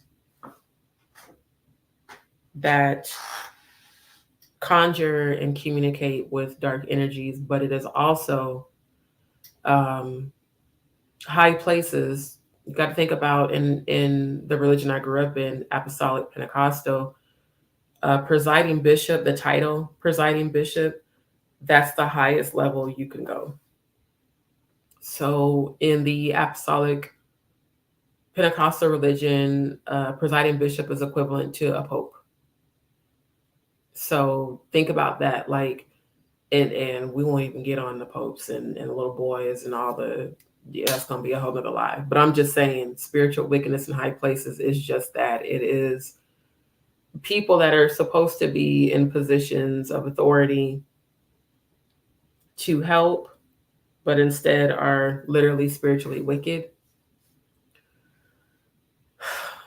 If you can look at Dwight and Jordan and not see any sort of wickedness in that, then you are further gone than you realize.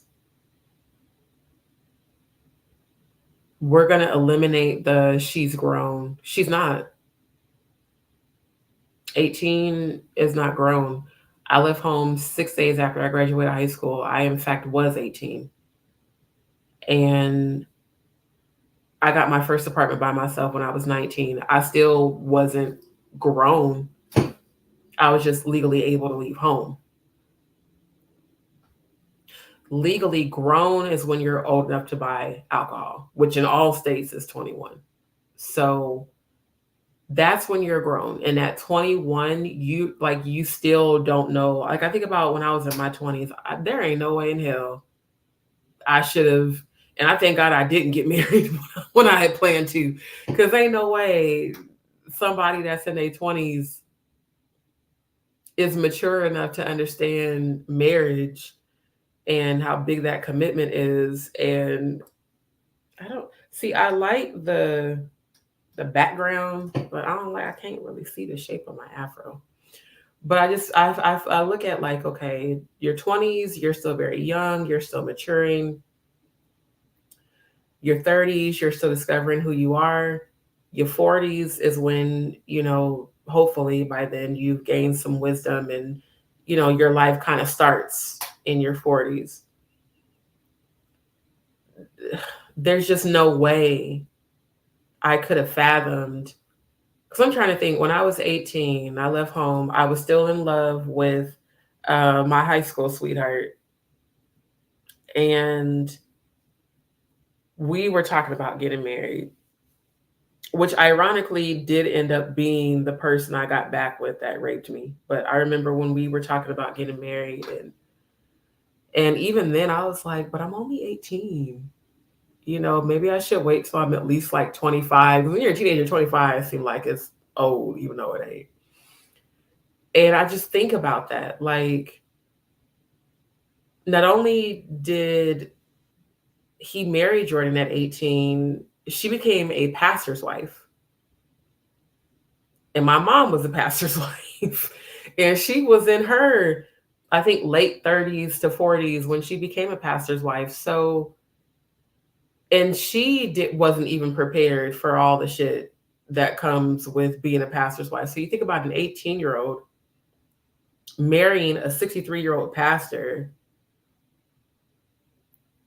What can this 18-year-old offer a woman who needs advice about her marriage, who is like 20 to 30 years older than her? Like, I think about me counseling with Bishop and even sometimes Mother Reed. They were older than me.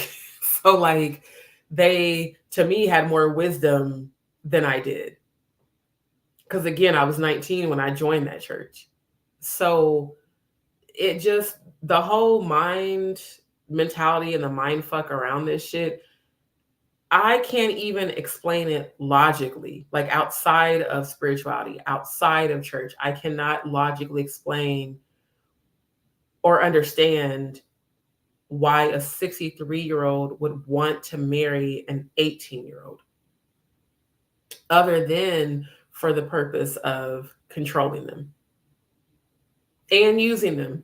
Because keep in mind, he used the money and credit from his ex-wives and their daughters because they talked about it on Clubhouse. So I think that's what I'll probably do. My next live, I don't know if I'll come on camera or not. I don't come on camera often because a lot goes into that. Like I told y'all, I'm, healing, because I don't like to claim disease. I'm healing the chronic conditions that I'm dealing with, but I'm still dealing with those conditions that I know I need to have surgery for. So that's why a lot of times, if I don't feel like trying to deal with my hair and put on makeup and do all that, I'll just jump on the live with my avatar. But I decided tonight I wanted to jump on because it has been a while since I've been on camera. and to just talk about it. I thank God for my second mom. Shout out to you. I love you so much because she gives me wisdom from firsthand experience, because exactly what happened to me happened to her too. She was molested and raped as a young girl. And to be able to share that with her and her directly understand was an amazing experience, even though, it is painful for us both, obviously, to talk about what happened to us. Being able to talk with her just let me see that I am on the right path. And I remember her telling me, she said, I'm proud of you for talking about it because it needs to be talked about. Oh, yeah. When my eyelashes was falling in my eyes. This is also why I don't like wearing makeup, because I have really long eyelashes, but they're really thin. And so when I wear my mascara, my eyelashes be poking me all in my eye. But anyway, like I thank God for her, because not many people have been encouraging me to speak my truth. In fact, the majority of people have been upset with me about it. And, she was telling me, like, talking about it is healing, which it is. I mean, that's why, like, I, advocate for mental health services and getting with therapists and life coaches. And please, young men and women, if you have experienced any sort of abuse, especially sexual abuse, please work with a life coach.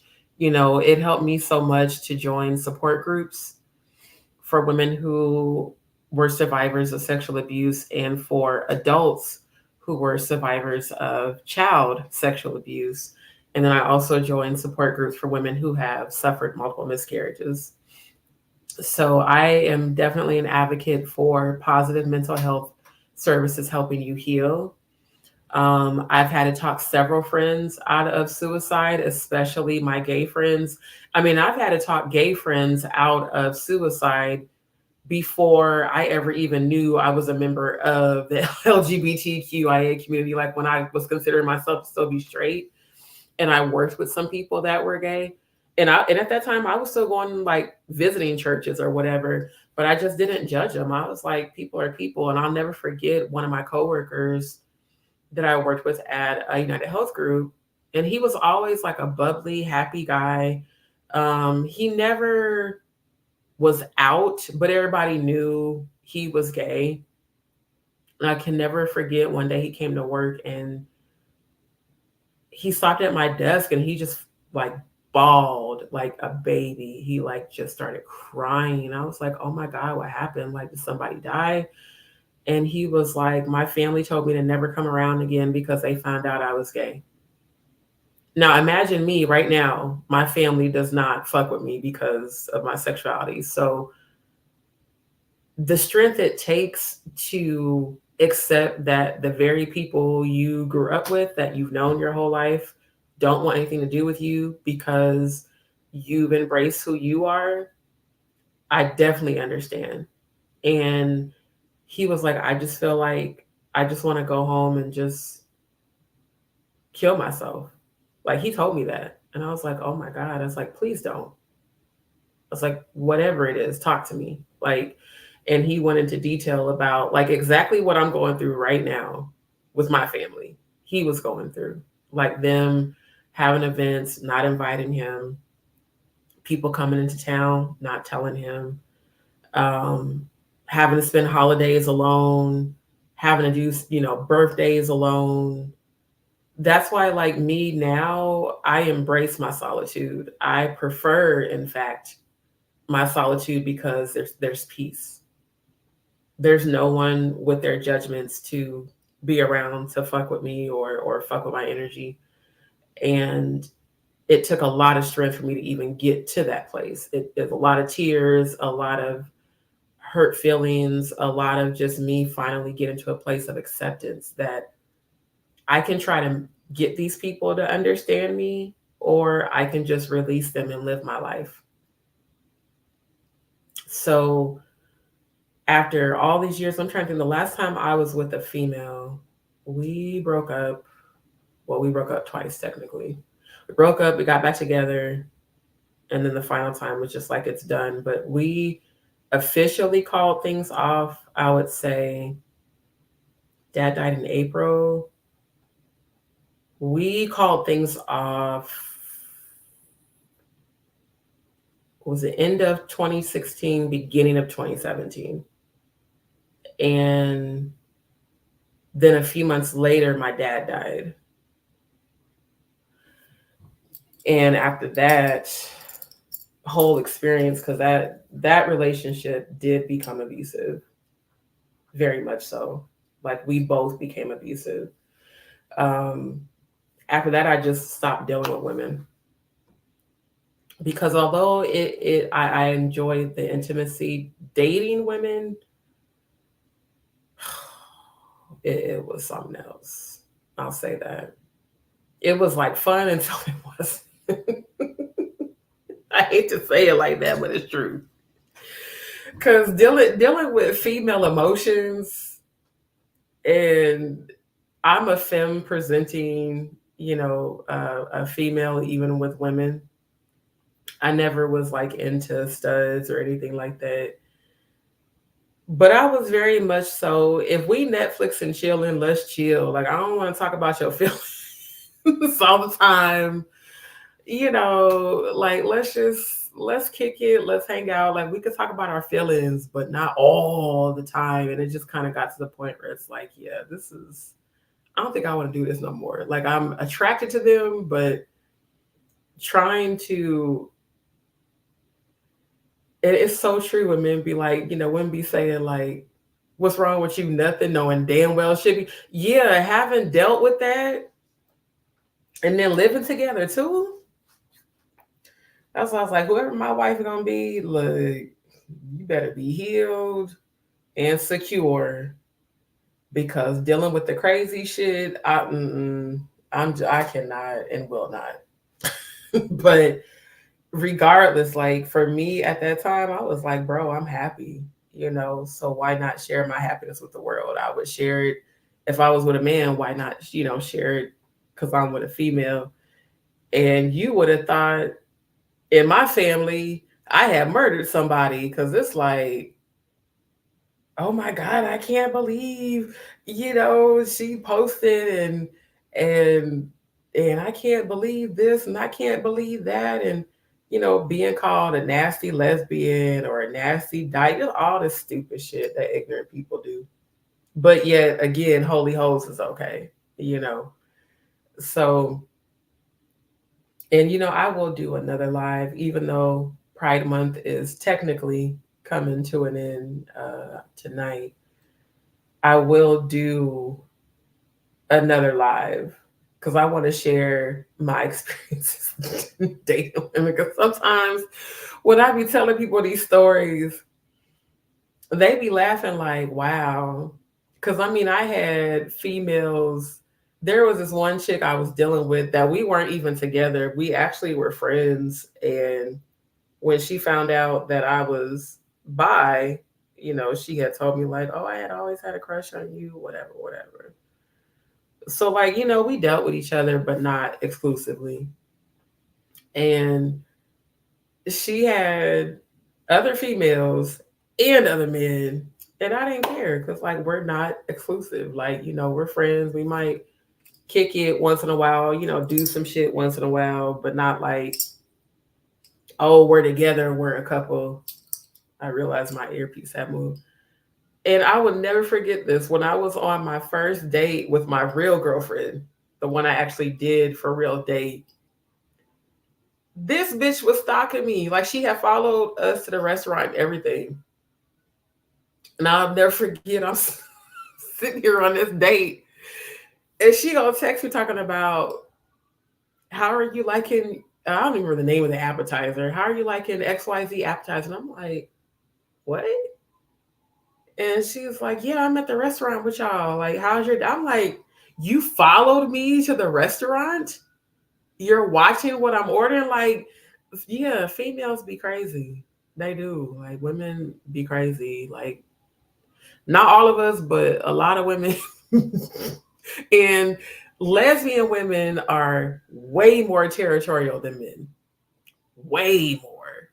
And now that I've dated women, because I dated women for 4 years, I see why, because you don't really know which friend is a friend or if they fucking. Like all that crazy shit. And this bitch stalking me on a date, and she mad because I'm dating this female, but you just had a nigga at the house. You just had a nigga at the house. Then you got this other one that's following your ass. Then you got this other girl that's in her feelings, but yet you following me on my date when we were never together. Like, so yeah, I will do another live talking about my experiences dating women. Cause I ain't gonna lie, y'all sent me back to men. I ain't gonna lie. I was like, yeah, this is making me miss men. For real. Like it really did. It was too much drama. But I did like the intimacy. I will say intimacy wise with women, of course, is better because we're more in tune with our emotions. Women are more expressive. Out of all the babies that I lost, and I lost 5 babies, I've had in my adult life, since my teenage years, yes, I've had 5 serious relationships. And one of those relationships started while I was still a member at Christ Apostolic Temple, when like I wasn't going to church or whatever. And that relationship was the very first one I had a miscarriage with. And that relationship, I did know I was pregnant because I took a couple of tests that confirmed I was pregnant. And I only told the father at that time. And then I miscarried. And it was like, okay, this super sucks. But, God had a reason for all of it. The solace I found, especially after I joined the support groups, was the unhealed parts of me. I thank God my children didn't have to experience that. That is how I find peace with my miscarriages, is that the parts of me that was not healed at the time of those pregnancies, my children would have definitely inherited those generational curses, including the one I'm speaking about now, like the being molested and raped, because I wasn't even at a place where I wanted to face that, let alone deal with it to heal. So all the things that my mom didn't talk to us about, I probably wouldn't have talked to my children about.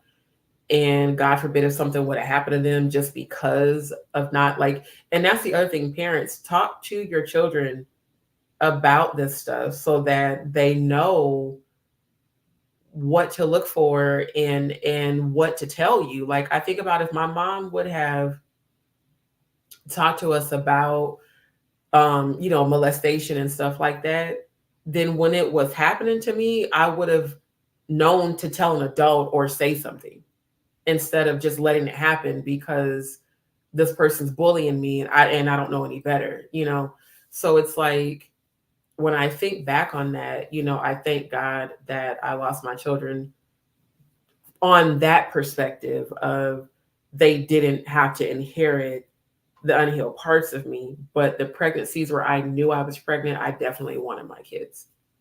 And I will never forget my ex she told me, because my 3rd baby I lost on Mother's Day, and it was Mother's Day, and I was super sad. And she said, even though your children are not living, you are still a mother. I will never forget that. None of the men I've ever been with have ever told me that, not even the fathers of the babies that I lost. And she was like, you're still a mother. And for a brief moment, you got a chance to experience motherhood. And I remember I cried because I was like, damn, no one has ever said that to me. So when people would say to me, Happy Mother's Day, I would always tell them I don't have kids. She was like, but you did have kids. They just didn't live, but you had kids. And so that's what I mean when I say like the intimacy with women was what I loved, being able to have that connection. And then of course, you know, I like titties and pussy and softness. Um, and I never really had that like with a man. I honestly didn't. Um, my last baby I lost that I did not know I was pregnant with, when I found out that I did indeed, or got confirmation that what I went through was a miscarriage, and I told the father, his response was, well, at least it happened while you were earlier along. At least it didn't happen when you like were full term. And it's just like, the fuck? Like, that doesn't minimize the fact that I lost your child and that it was my fifth one and that it happened 8 months after my dad died and I didn't even know I was pregnant. So I'm just painting the picture of the difference between how men process a miscarriage and how a woman, you know, would process a miscarriage. And so for that, yes, that's why I want a wife. I want that intimacy with a woman who can understand, who is healed, and who accepts me being bisexual, because my ex was a full-blown lesbian, not bi. A lot of lesbian women don't like women that are bisexual because of the fact they say that we're tainted by men because of them penetrating us. So yeah, my experience being a member of the LGBTQ community, some parts of it is funny, some parts of it is not. But the stories that I've told are pretty funny, including the cat hair lady. We'll talk about that in another live. But yeah, once I just accepted, hey, what happened to me wasn't my fault. I didn't ask for it. I didn't deserve it. Did it shape my sexuality? Absolutely, it did. Oh shit. Oh, I think an eyelash fell on my eye. So I'm gonna definitely have to jump off this live now, because if it did, it fell on my contact. I feel something. Shit. Either way, I accept me. I love me. Whether other people do or not. Whether relatives do or not, yeah. I think an eyelash fell on my contact. And I just continue to move forward. Getting random texts at midnight. I continue to move forward, and I encourage everybody else, you know, hey,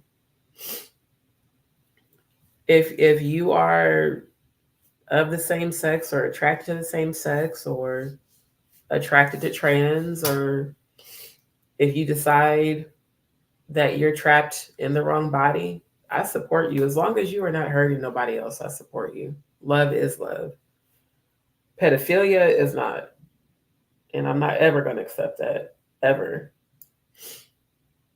And like I said, as long as I'm breathing, I'm going to speak out against all this shit. And everybody who I thought I lost, God revealed to me, you're just there. You guys are not in vibration. You're out of vibration. And to just accept it. And I moved on. And if I cut you out of my life, you deserved it. And there was something that you did to deserve it. Does that mean I'm holding a grudge? No, it just means I'm protecting myself and protecting my energy and protecting my love and my loyalty. And I'm only giving it to those who are deserving of it. And to those that don't accept me for who I am, especially my relatives, especially in my family, I love y'all, but fuck y'all. Like, just straight up. Like, I don't have to give a shit what you think, because I am an adult. And you don't have to be a part of my life.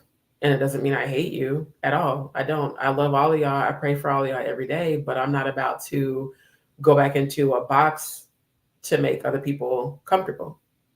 And I'm not going back in a closet like I tried to do when I was a member of that church in Florida full of lesbians.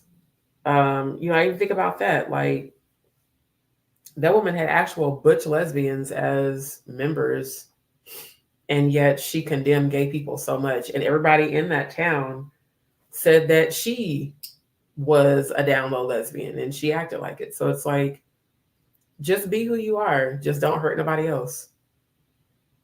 Now, consensual pain in terms of BDSM, that's different.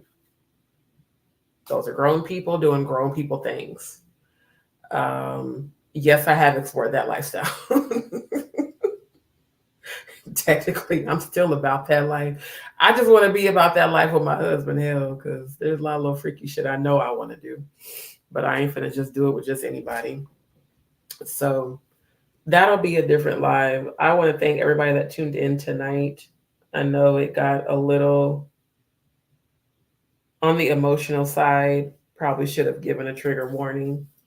Because when you do talk about these sort of things, if it has happened to you, it can trigger you. As y'all saw, like I got very emotional thinking about my nephew. Because that Scorpio in me still wants to protect him. And I know he's grown, but I do. So I just want to say shout out to the people who have been consistently showing love. I appreciate you all. Shout out to everybody that tuned in tonight. Thank you so much, DzPeepz, for your support. Shout out to my new subscribers. I appreciate you guys. Thank you so much. For those who have not, like, share, and subscribe to my YouTube channel. You guys can follow me on all social media platforms, Instagram, TikTok, YouTube, and Facebook. So until the next stream, y'all stay safe. Y'all keep it pimping, and we'll talk later. Good night.